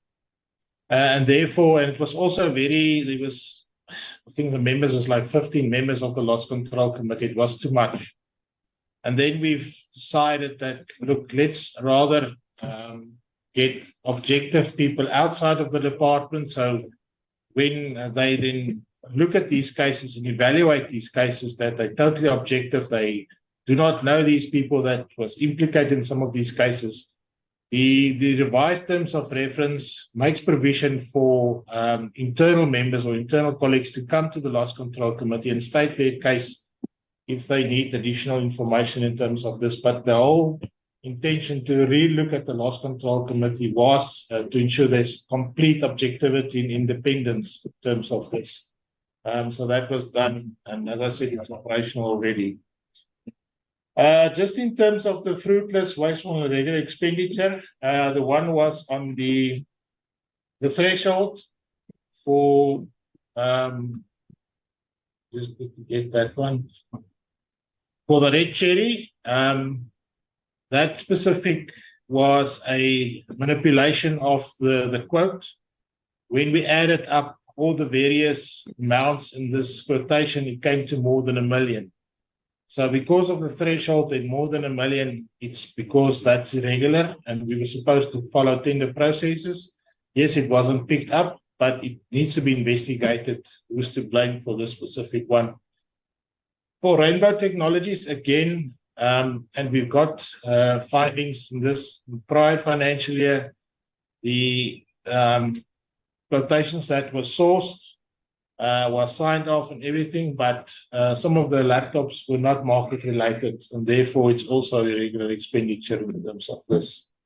The cars, it's only rental cars. So once we rent a vehicle, when we go to trips wherever, the responsibility and accountability remains with the department or the specific official. If that official is into a car accident, whether it be by fault of this person or not, it needs to be investigated, and the specific rental car company then bills the department for the full charge of that specific damage. Now, as I said, some of these costs become very excessive if the car is written off, then they charge us for the full price of the vehicle. Otherwise, it was just smaller dents and things. We have found one thing, the travel of the rental cars, one thing in terms of we have signed prior and after we've signed the look at the damage control or the scratches and these things, and then the rental company maybe trying to how can I call it? Trying to charge the department for something that we didn't do. So that was also found, but it's all rental cars currently that we have when we go on trips that we rent cars to our transport. The travel agent, look, we need to investigate when we do these things to ensure that the particular person or travel agent is to blame for a specific. So the money that we claiming back from the travel agent is that some officials have cancelled hotel no-shows, those type of things, but the travel agent hasn't done so. So therefore, the travel agent is to blame, and we cannot then charge a specific official for that specific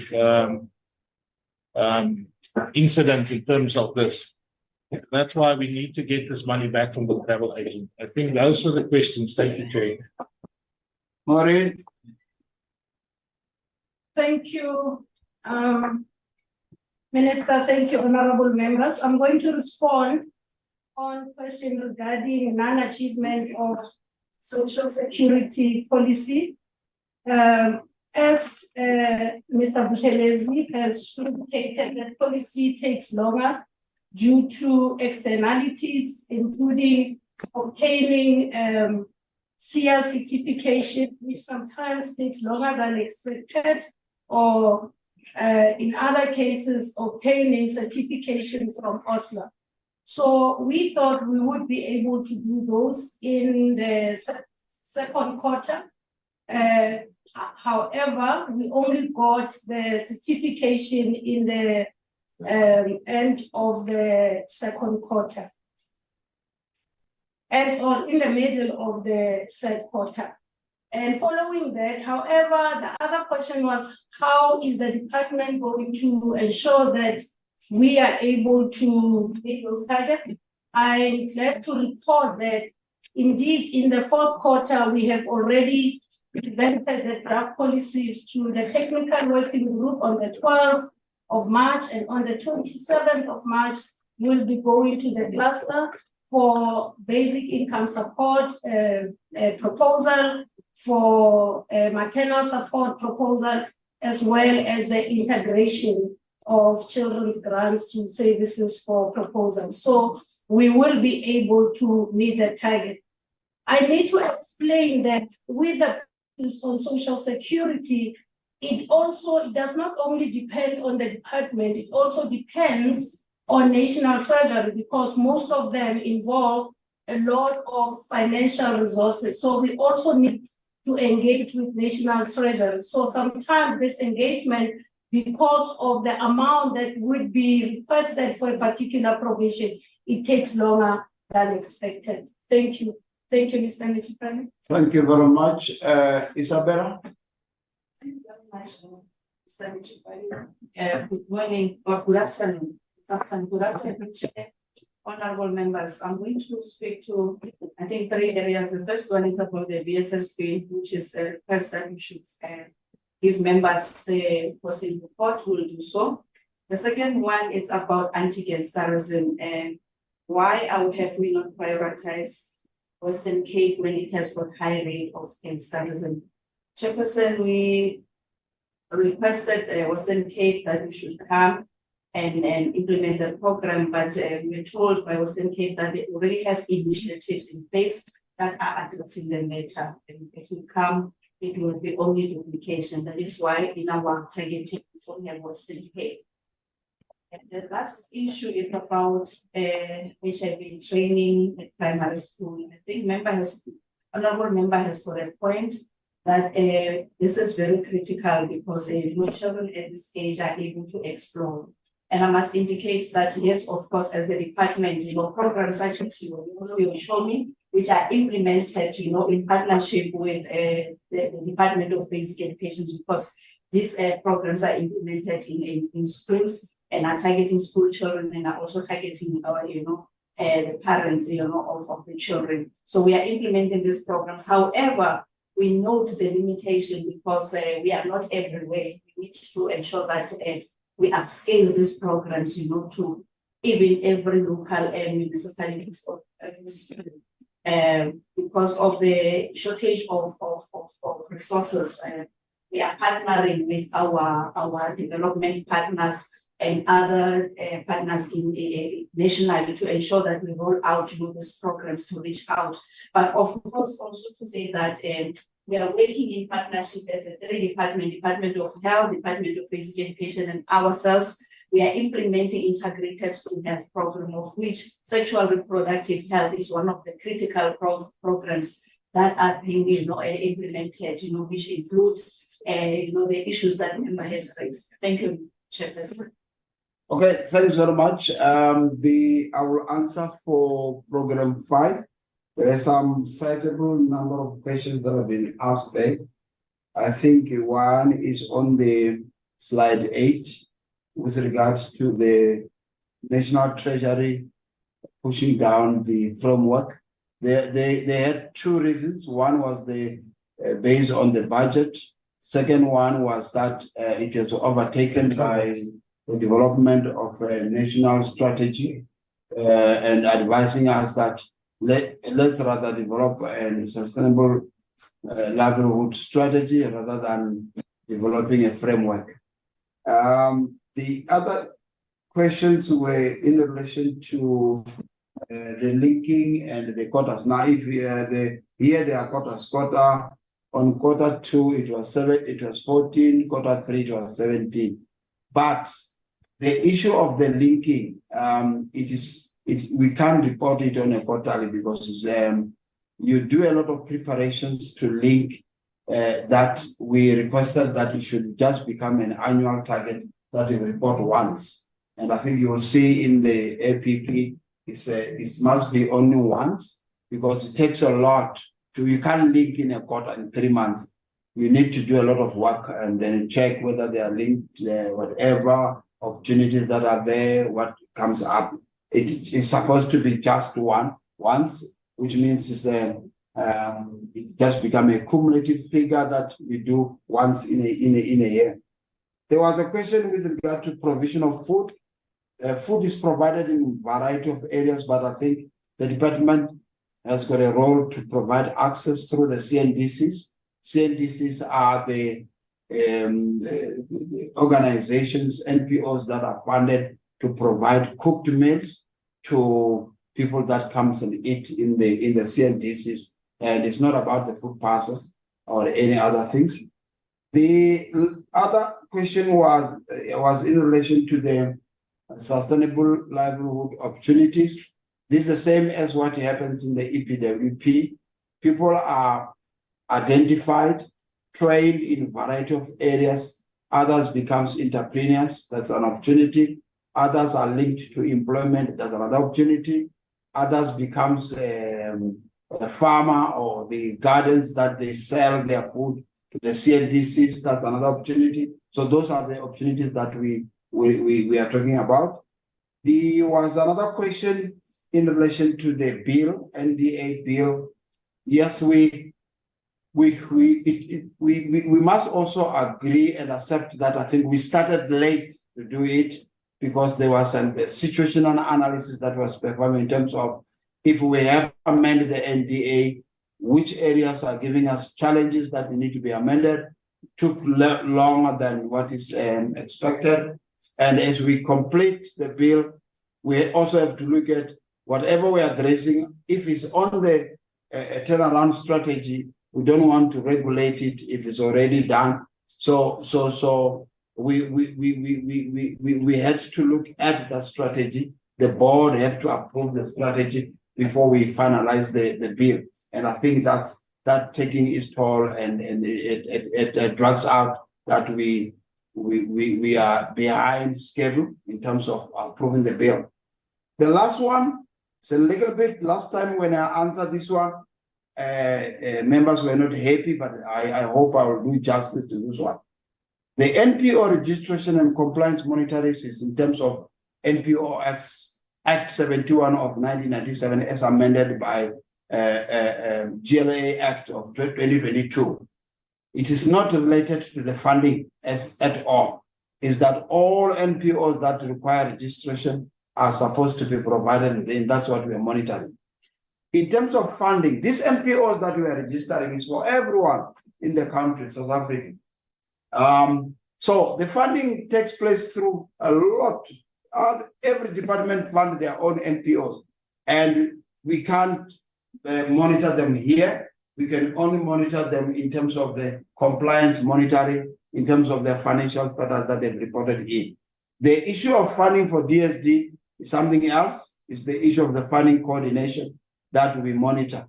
The DSD fund, not so much. It ranges between 19,000 to 21,000. Last year it was 19,000. It was reduced a little bit when we transfer ECT to education. And at a value of, we used to be 21,000 NPOs, at a value of about 8.2 billion.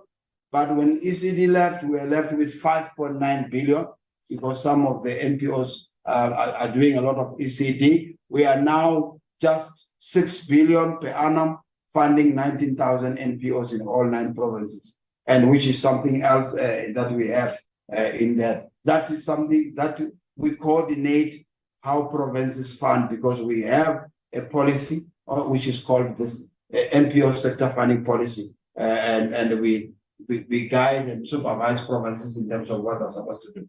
Thank you very much. Can I ask SASSA to respond to the question that relates to SASSA? I don't know if the CEO is there, and Branton is there. SASSA? Thanks, Peter. Good afternoon, Honorable Chairperson, Honorable Members, Minister, colleagues. I think the CEO had to just pop out for another engagement that she's having to take. But just to respond to some of the questions around the social grant numbers, noting that we will do a full breakdown of all of these numbers when SASSA comes and presents the second and third quarter report.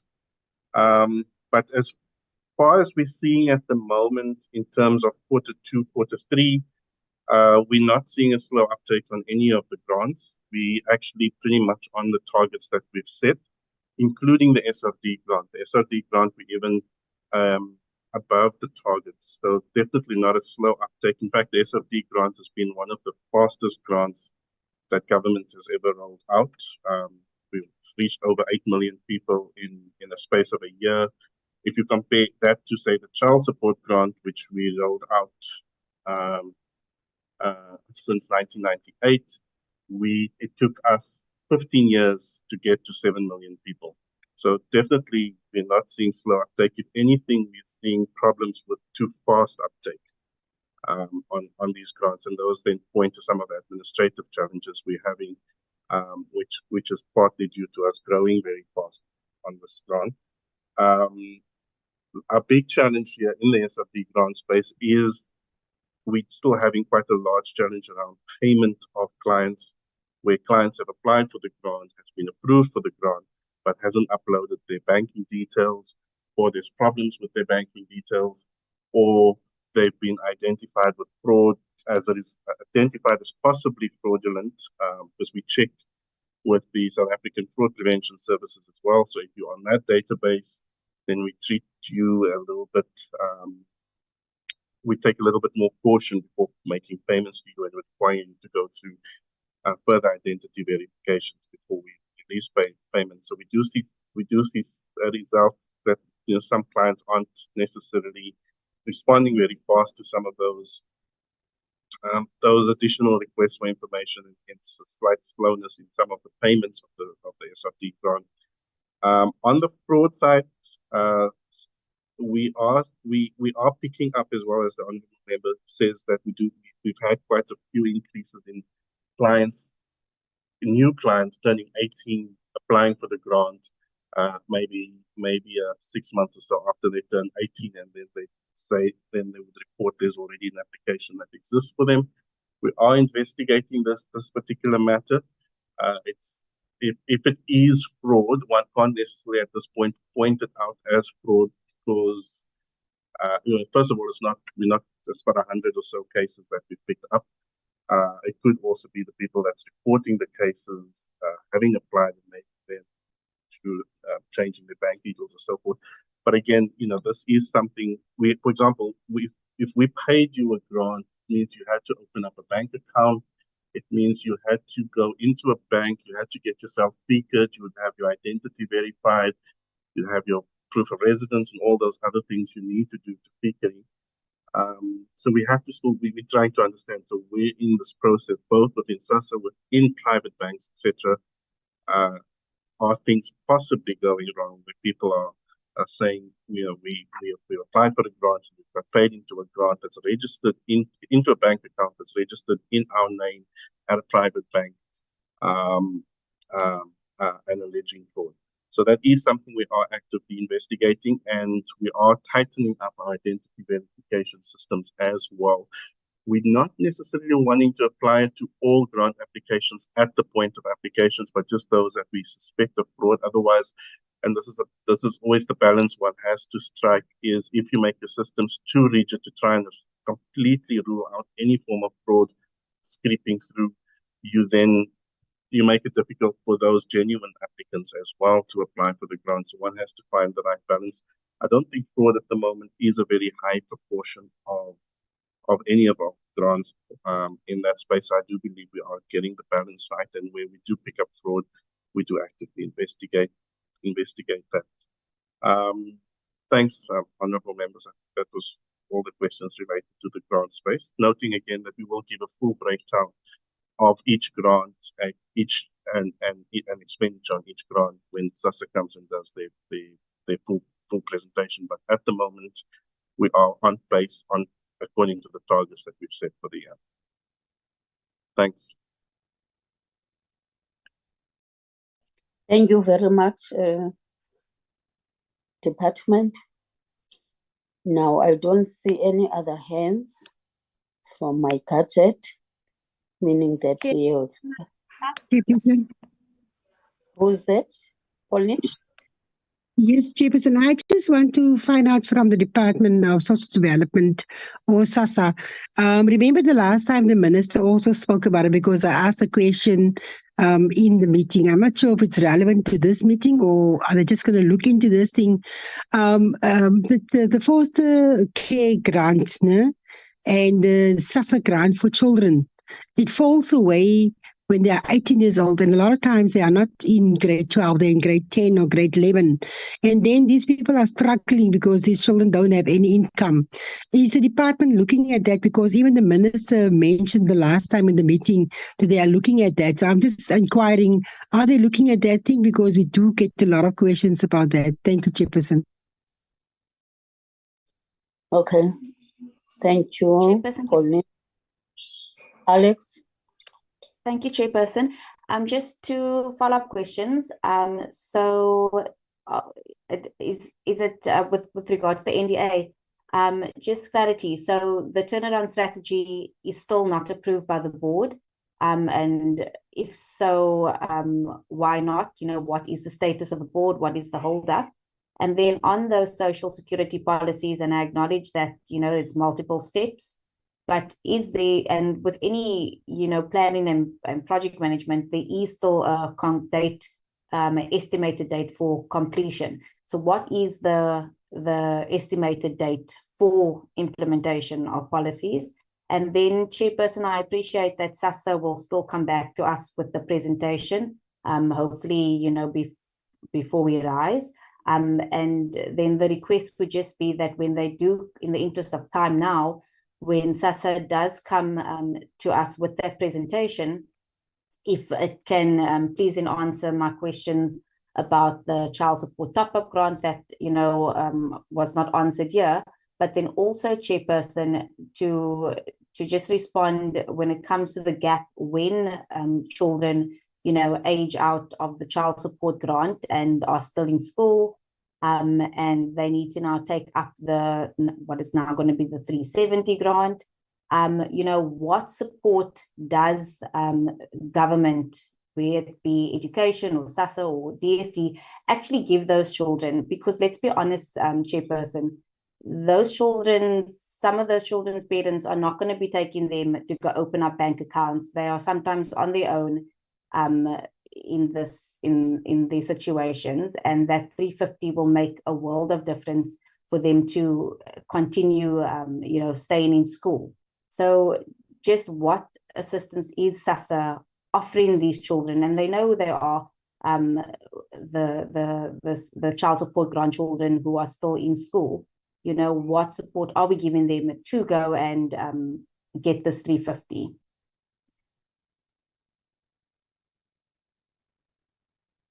Department.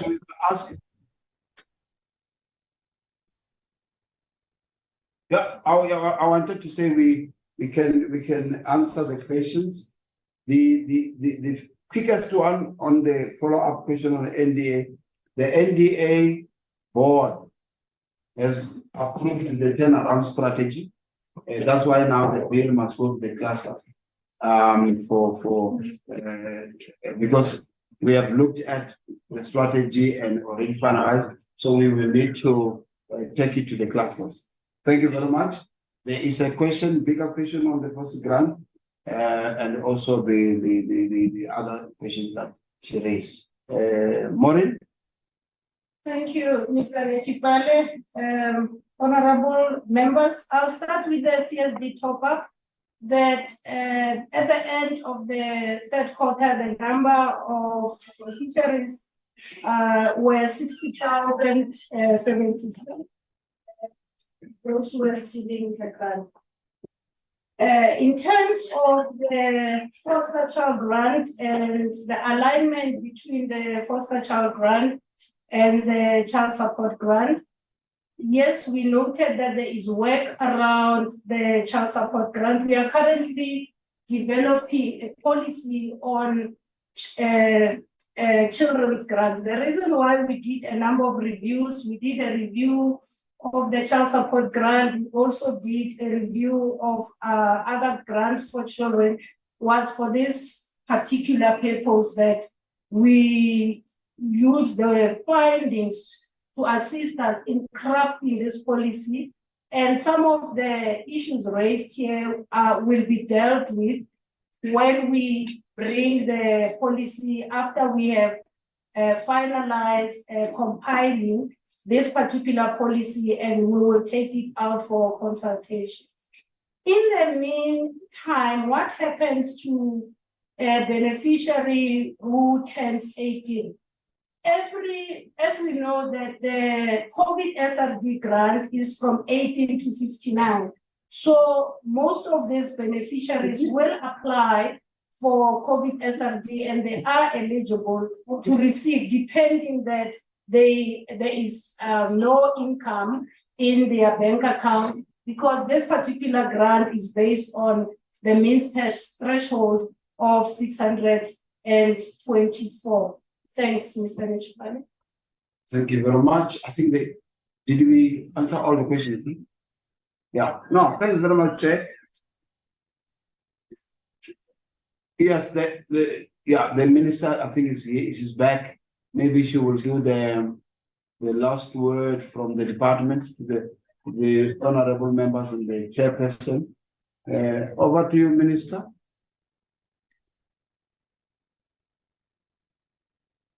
Minister? Hello? Yeah, okay. Yeah. You are breaking. What are you saying? No, I said the minister is back. I will hand over back to the minister. If she's here.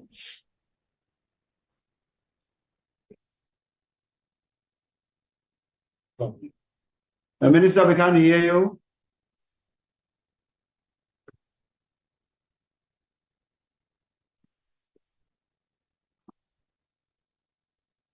Confused.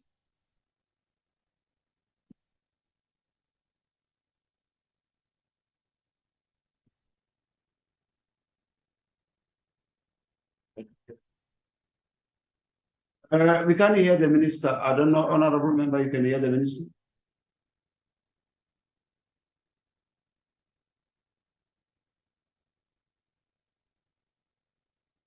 No, there's no sound.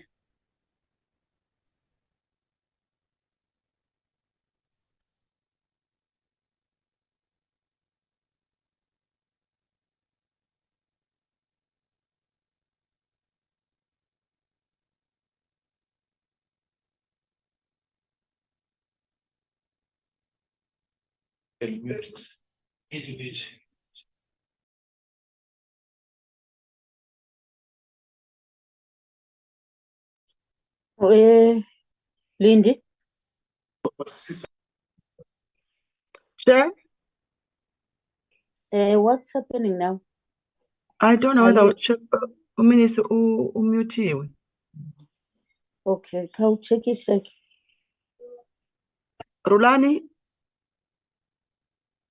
Rulani, can you bring to the minister's attention that we can't hear her because I don't have her contact numbers, or anyone from the department to alert the minister because we can't hear her. Can you please do that favor, please? Yes, Chairperson, we are trying to contact the minister. Minister, I think you are muted. If you can unmute. I'm not muted. I'm not. Okay. I'm not muted. I'm unmuted. I don't know why. Minister, maybe you can talk. We are putting your phone next to the speaker here. Okay, no, thank you very much. I'm not sure why I'm muted on that side. I am unmuted on my system. I'm even on video for that matter. But I'll switch off the video then. Chairperson, I wish to thank everyone for their contribution and their comments. And we still have some meetings coming. I'm not expecting that this is the last meeting because we still have to deal with NDA and SASSA. I just wish to thank the members for their contributions as usual. And if there are any other issues that they want us to respond to, particularly maybe related to SASSA, because I know that the issues of the grants and the payments and the non-payments is usually the problem. But I also wanted to make just a quick comment with regards to the Western Cape and the fact that the member was asking how come our programs are not probably visible. You know, honorable members, one of the things that I think is important moving forward to the future, it's about strengthening the structures both at provincial and local level. Because in many instances, and in most instances, when it comes to the service delivery, of course, we rely very much on provinces. And I think in future, I'm not just talking for today or yesterday, in future, the department and government overall will have to really do much more in strengthening service delivery at provincial and local level. Otherwise, let me thank you for taking the time and enabling us to make the presentation as a department. And also be operating under a bit strenuous environment because this is the usual time running with almost going into elections and all. So it's a bit of a strenuous period, but we will do the best that we can as always. Thank you, Chair. And thank you, honorable members.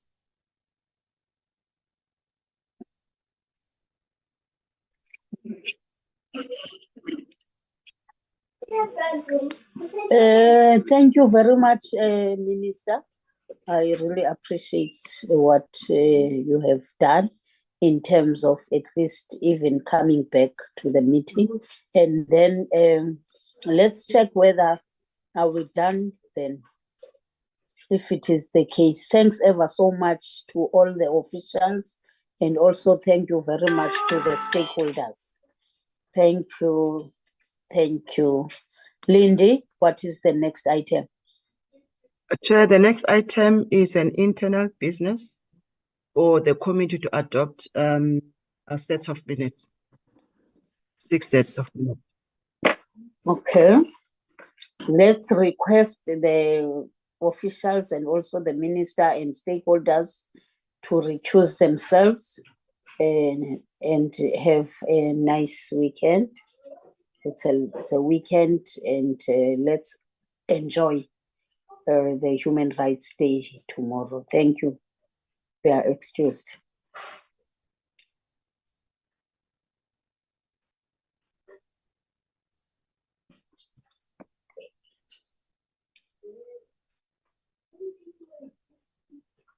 Lindy, go to the first set of minutes.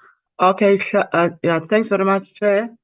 The first set of minutes is for the 21st of February this year, where we had virtual public hearings on the stakeholders. We also supposed to consider and adopt the provincial public hearings. Chair, members who were present in that meeting is you, Member Pilankulu, Member Hlongo, Member Stock, Member Mangani, and Peterson. We had Member Masango, Member Iris, Mare, Fana Merve. We received apologies from Member Sukars and our standing apology from Member Abrams, who was still on maternity leave that time. Chair, we received presentations, oral presentations from 4 organizations. Chair, that presented their public submission on the older persons. It was Ilita Labantu, Professor Kitty Kosati, and Mr. Johan Radameyer. And also, Chair, we also adopted 2 sets of minutes in this meeting, the minutes of the 29th of November and the 14th of February, Chair. And the deliberations of this meeting will be captured in the report of the public hearings. So that is the minutes in the nutshell of the president.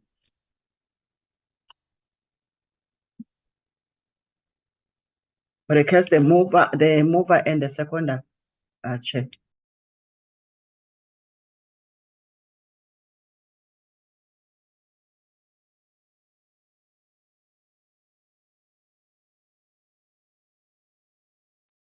Chair. The person. Hello. I'm done with the minutes, Chair, of the Yes, 21st. that you've done. I was trying to unmute myself. Can we then get anyone who say that the minutes are a true reflection so that we can adopt them? Members?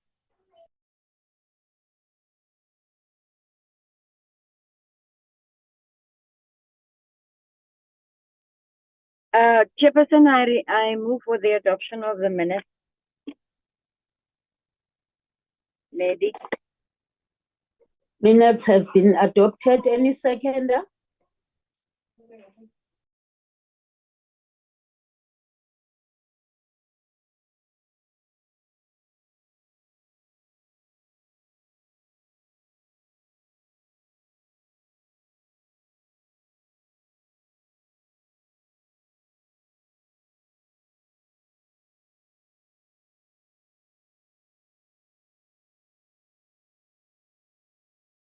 Minutes. No one seconds. Members, Chair, members that were present in that meeting is Member Pilankulu, Hlongo, Mangani, Stock, Peterson, Masango, Eris, Mare, Father Merve. If they are here, they can just second the motion. Listen, I second the move by Honorable Peterson. Thank you. Honorable Kate seconds. The next set of minutes. Thank you very much, Honorable Member. And the last one, eh? Lindy?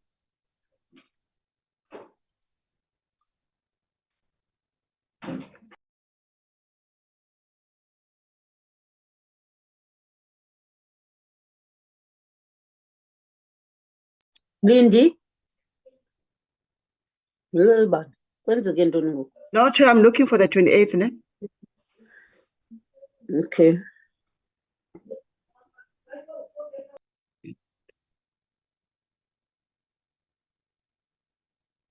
Yoli, do you have the minutes with you? I have so many documents for me. Can you fly it if you have? I don't, sorry. Okay. I can look for it. But mine is going to be on the PDF, and that's the one that always gives problem. But I'll It's fine. try. Which one are you looking for? 28. It was here before. I don't know where did it go.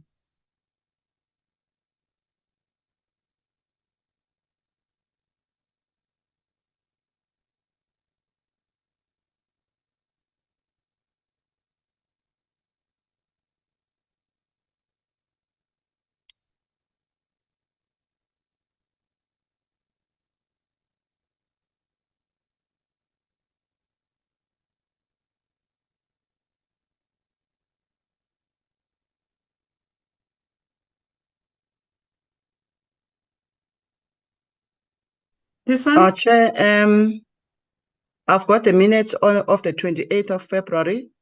Members that were present in that meeting, Member Mvana, Member Pelankulu, Member Manganye, Member Stock, Member Hlongo, Member Peterson, Masango, Eris, Mare, Mvana Merve, and Member Priet. 2 approaches were received from Member Sukas and Member Abrahams.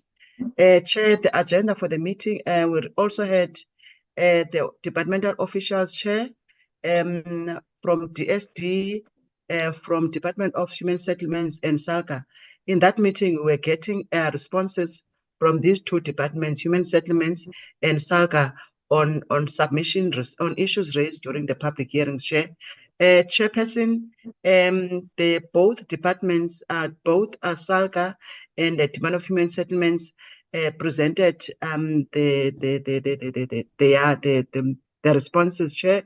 And then Deputy Minister Mamuchwete was also present, and she provided a political overview, Chair, and also handed over to Dr. Nana, who is the DDG Chair for Research and Policy Strategy. And then the presentation focused on the gender qualification criteria for housing subsidy, the National Needs Register, alignment of the bill, and the white paper, also the special housing needs, typologies and houses, Chair. And then the committee deliberated in great length and raised concerns around corruption of officials within the Department of Human Settlements, particularly regarding the illegal sale of properties belong to older persons. Chair, can go down, Yoli. I'm not going to mention all the concerns. Also, Chair, the member asked the authentication of identities for housing beneficiaries and rightful allocation of houses, and the presence of monitoring system to ensure the process benefit older persons. Also, member requested timeframes to address gaps in legislative frameworks. Chair. Also, the committee also asked whether the department planned to include alarm systems in older persons' houses to enhance security. Also, Chair, the department progress in issuing title deeds to older persons and request the information on budget allocation. The department chair to the issues above responded in depth, Chair. I'm not going to go into detail, Chair. We can proceed to the SALGA presentation, Chair, deliberations. Chair, the SALGA presented their responses, Chair, in response to the following issues that were raised: municipal bills that are not affordable to older persons, and there's also the view that there should be separate dedicated queues and services for older persons, and also municipal workers are not trained on how to deal with older persons, and the NPO's training, NPO's running of old age services centers for older persons, etc. Chair, the deliberations, a member raised a number of issues. One of the issues was the concern about allocation of land, specifically for elderly centers in wards, emphasizing that SALGA and municipalities should prioritize this in special development plan. Also, member highlighted the issue of that municipal areas and the lack of transparency in bidding practices. Chair, also in the issues above, SALGA also provided a clear response to the issues. Thank you very much. That is the meeting of the 28th, Chair. Thank you, Lindy. And then can we get a mover and a seconder?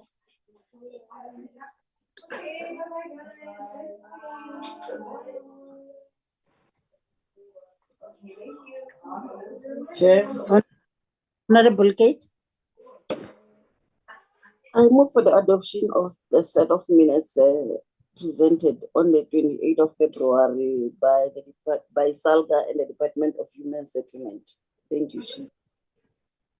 Okay, thank you very much, Honorable Kate. Any seconder? I second the proposal.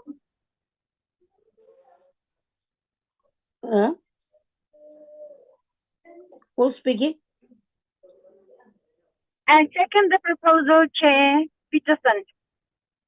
Okay, you second by Magdalene. Thank you very much, honorable members. Lindy, next.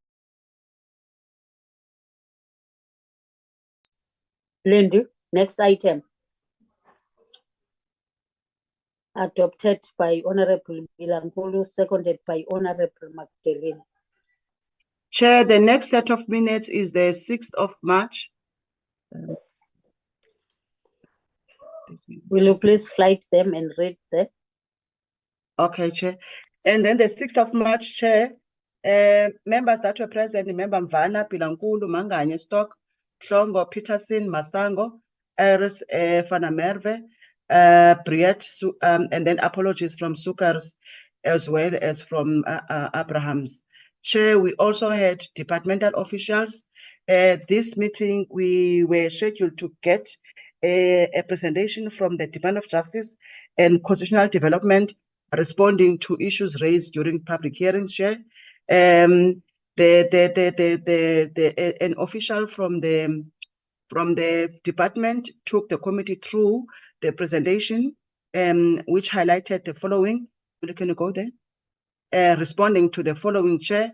These are the issues that were raised, that the law does not protect older persons when it comes to the property rights of older persons, are often coerced by family members to surrender their house or properties.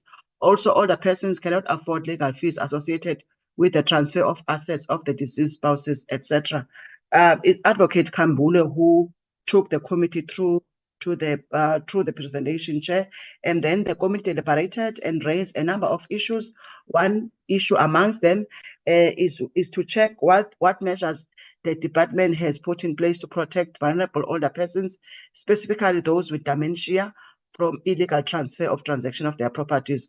Also, Chair, they wanted to know what measures the department has put in place to hold implicated department officials accountable. And then the department responded to that say the matter is with the Chief Master of the High Court. And then the department committed to forward a detailed written response to this question, Chair. Also, Chair, the committee proposed that legal protection of missing elderly should be treated the same as that of missing children. Also, Chair, they also inquired the possibility of prioritizing court dates for the elderly people, and then the department responded to that, indicating that the caseload is determined by the judiciary, and also mentioned the structures that the department has to deal with a number of issues. Also, they highlighted that the Sexual Offences Act mandates the judiciary to put together a framework that prioritizes caseload of gender-based violence. The committee commended the department's representation, and it responded to all the issues that emerged during public hearings, Chair. Also, the committee raised a concern over the lack of enforcement of protection order by SAPS. Furthermore, the committee also expressed concern regarding a lack of investigation on reported cases of elder abuse by SAPS.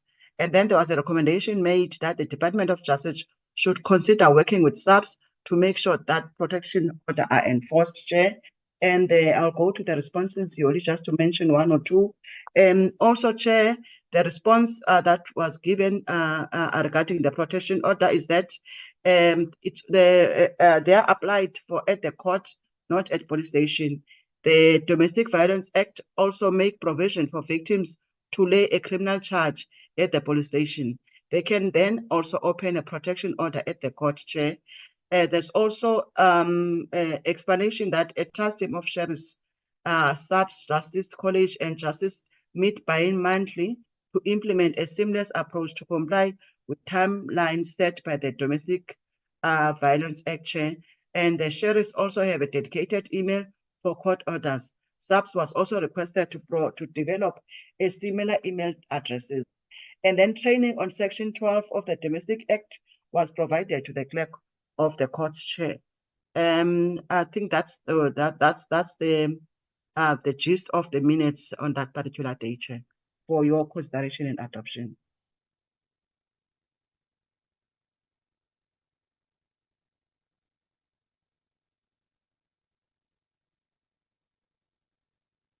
Thanks, Lindy.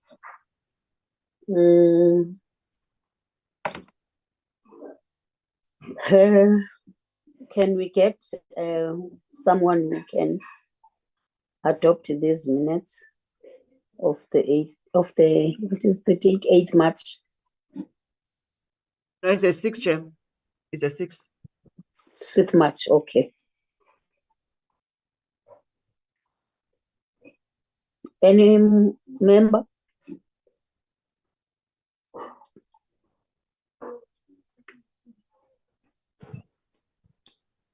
Yes, Chair. Kate? Thanks, Chair. I move for the adoption of this set of minutes presented to the Portfolio Committee on the 6th of March by the Department of Justice. Thank you, Chair. Thank you very much, Kate. Any seconder? Magdalene? Yes, then I second the proposal. Honorable Magdalene seconds the mover by Kate. Thank you very much, Honorable Member. I think that was the last set of minutes, Lindy. No, Chair. We've got 3, 8, 12, and 13. Yeah? We're going to adopt until last week's meeting so that we don't have a workload next week. A short minutes, Chair. Which one now? Is the 8th, Chair. 8th, okay. Continue.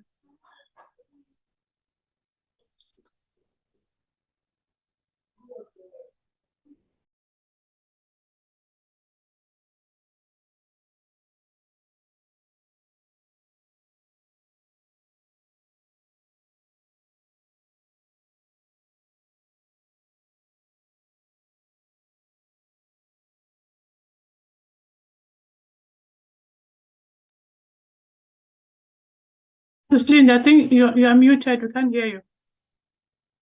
Sorry. Chair, on this day, on the 8th of March, we received 3 presentations from Department of Health, Department of Police, Department of Higher Education and Training, Chair. Members that were present is Member Mvana, Member Pilankulu, Member Maganye, Member Stock, Member Hlongo, Member Peterson, also Member Chair, Member Masango, Member Aris, Member Fana Merve, Member Mare, and Member Briet, Chair. I will receive 2 apologies, Member Sukers and Member Abrahams, Chair. And then we received 3 presentations from the department in responding to the issues raised. Chair, also there were officials from this respective department as per the presentation, as per the minutes highlighted, Chair, because it's a long list. I need to mention all of them. Those 3 departments were fairly presented by the core officials to make the presentation and respond to issues. Chair, we've received only 2 apologies. Also, Chair, the Minister Bekicele from the police and the Minister of Higher Education and Training, Dr. Nzimande, were unable to attend due to prior commitments, but they were officials who were leading the delegation, Chair. Chair, Member Lieutenant General K. Stetumule took through the presentation of the department, and then I've jotted the issues that were raised by the committee in response to issues raised during the public hearings. Chair, the presentation highlighted all the issues. I will move to the Department of Health, Chair, as well. The Department of Health responded to the issues of poor service delivery, healthcare facilities that often have shortage of medication, and all that persons have to travel long distance to access healthcare centers, etc. Chair, the issue of the presentation of the Department of Higher Education only contain 1 item around the community. They used to call them community learning centers, used to be APET. So they responded in details on issues of these centers, Chair, because members were concerned that these centers have been closed, so the elderly people have nowhere to go should they wish to study. Also, Chair, the committee noted the presentation that did not include the critical issues of financial abuse suffered by older persons at the hands of their family, Chair. Other issues, the committee urged the Department of Police to implement policy provision presented in the meeting. And also it was evident from the public hearings showed that these policy provisions are not followed by police station on the ground. Chair, they also provided responses to the above. Also, I will just mention the accusation of older person of witchcraft is a big societal problem that may need intersectoral intervention to develop a mechanism, because the issue of witchcraft was raised in a number of public hearings, Chair. And then also, SAPS also acknowledged challenges with regard to the accessibility of police station. And also it informed the committee that SAPS has launched various projects that to expand police station, Chair. Can I move to the Department of Health, Chair? And also they raised the issue of lack of services to older persons, and also appreciated the responses provided. The complaints by the public about the shortage of medication at local healthcare facilities and long distances of the health demonstrated an urgent need to review the implementation of the policy provisions that were presented, Chair. And then to that, the department also responded regarding the complaint by the elderly persons for standing long queues when visiting healthcare centers. The department acknowledged the challenge and informed the committee that there are areas of poor performance faced by the department. Chair, I'll proceed to the Department of Higher Education and Training, Chair. The committee welcomed the initiative by this department to introduce training programs on the use of technology for the elderly and at residential facilities. And then also government services and grants provided by SASSA are becoming more technological. The training would benefit elderly people to access these services online, thereby reducing the long queues at SASSA offices and other public facilities. Chair, also there were responses that the credits depends on, there was an issue around the accreditation on trainings that this department is providing. The response to that, the credits depend on the training program. All formal academic programs are accredited. The best practice would be for residential facility identifying training programs they need. Thank you very much, Chair. This is the set of minutes for the 8th of March for your consideration and adoption.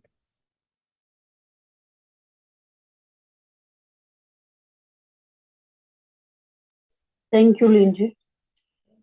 Members, there are the set of minutes for the 8th March.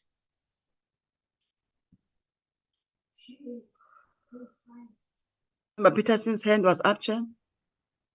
Okay. Magdalene? I propose the approval of the minutes. Okay, thank you, Magdalene. Any seconder to that? I second the move, Chair, by Honorable Peterson. The meeting is yours and Magdalene. Thank you very much, Comrade Kate.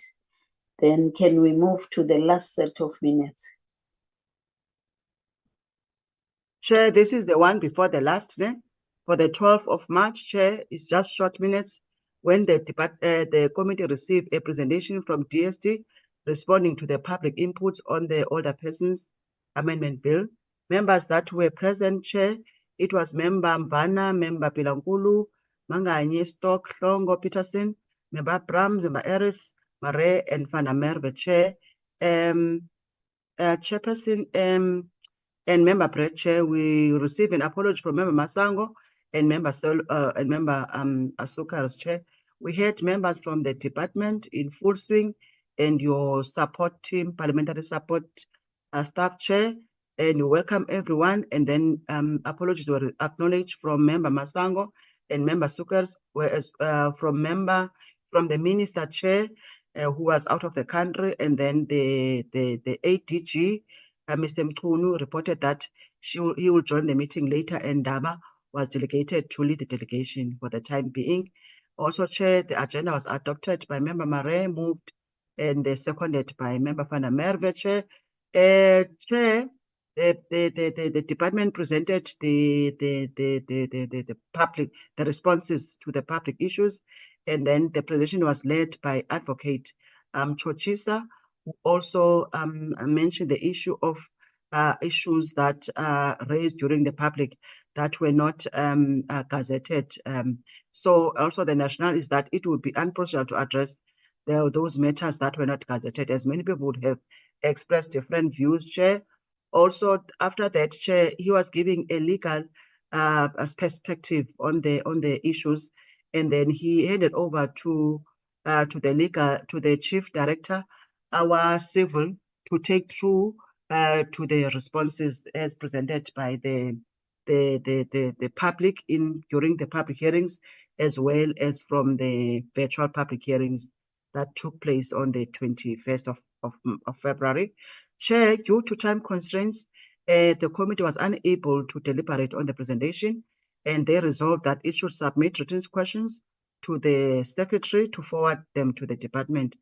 Furthermore, the committee proposed that the agenda for the next meeting should be on the 13th, should also have an additional agenda item for the department to present the responses should be any questions forwarded by the committee members. Thank you very much, Chair. The meeting of the 12th of March is before the committee for its consideration adoption. Thank you.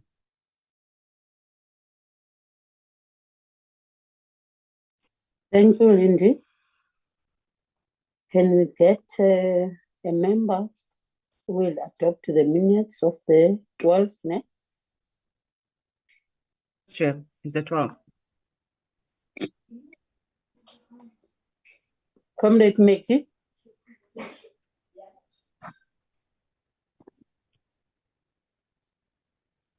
Comrade McTelly. Honorable McTelly. Sorry for that.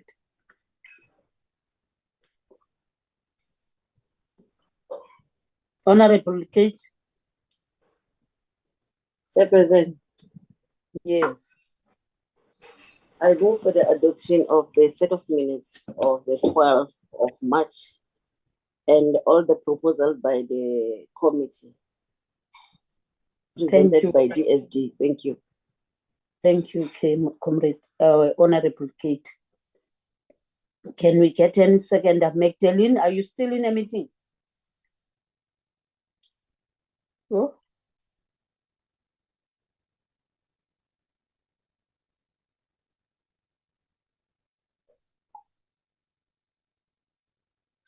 Bapha bantu bethu. There's only a member, Paul Nita, Chair. I see that Paul Nit is with us. Paul Nit? Yes, Chair, I'm here. I'm seconding, Chairperson. Okay, thank you, Paul Nit. Chairperson, I'm in BCM tomorrow. We're having our provincial manifesto launch. You must come, Chair. Chairperson, we're not correcting. We cannot adopt these minutes, Chair, because there's only 4 members. It's Member Mvana, Member Pilangulu, Peterson, and Member Marais. It's only 4 members. So we're supposed to be 6 members. So maybe you can defer to the next meeting. It will be unprocedural to adopt without a quorum.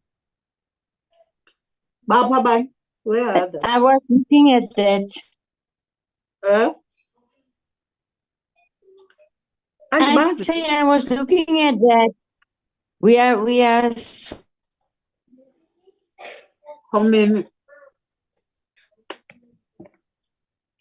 How many are we? 1, 2, 3, 4. Okay, let's defer these 2 sets of minutes. Let's defer them to the next meeting. Oh my God, I don't like this thing of minutes that have been packed. But we don't have a choice, Lindy. So it's the minutes of the 12th and which one? 13, Chair. 13, Chair. 12 and 13. Yes, Chair. Okay.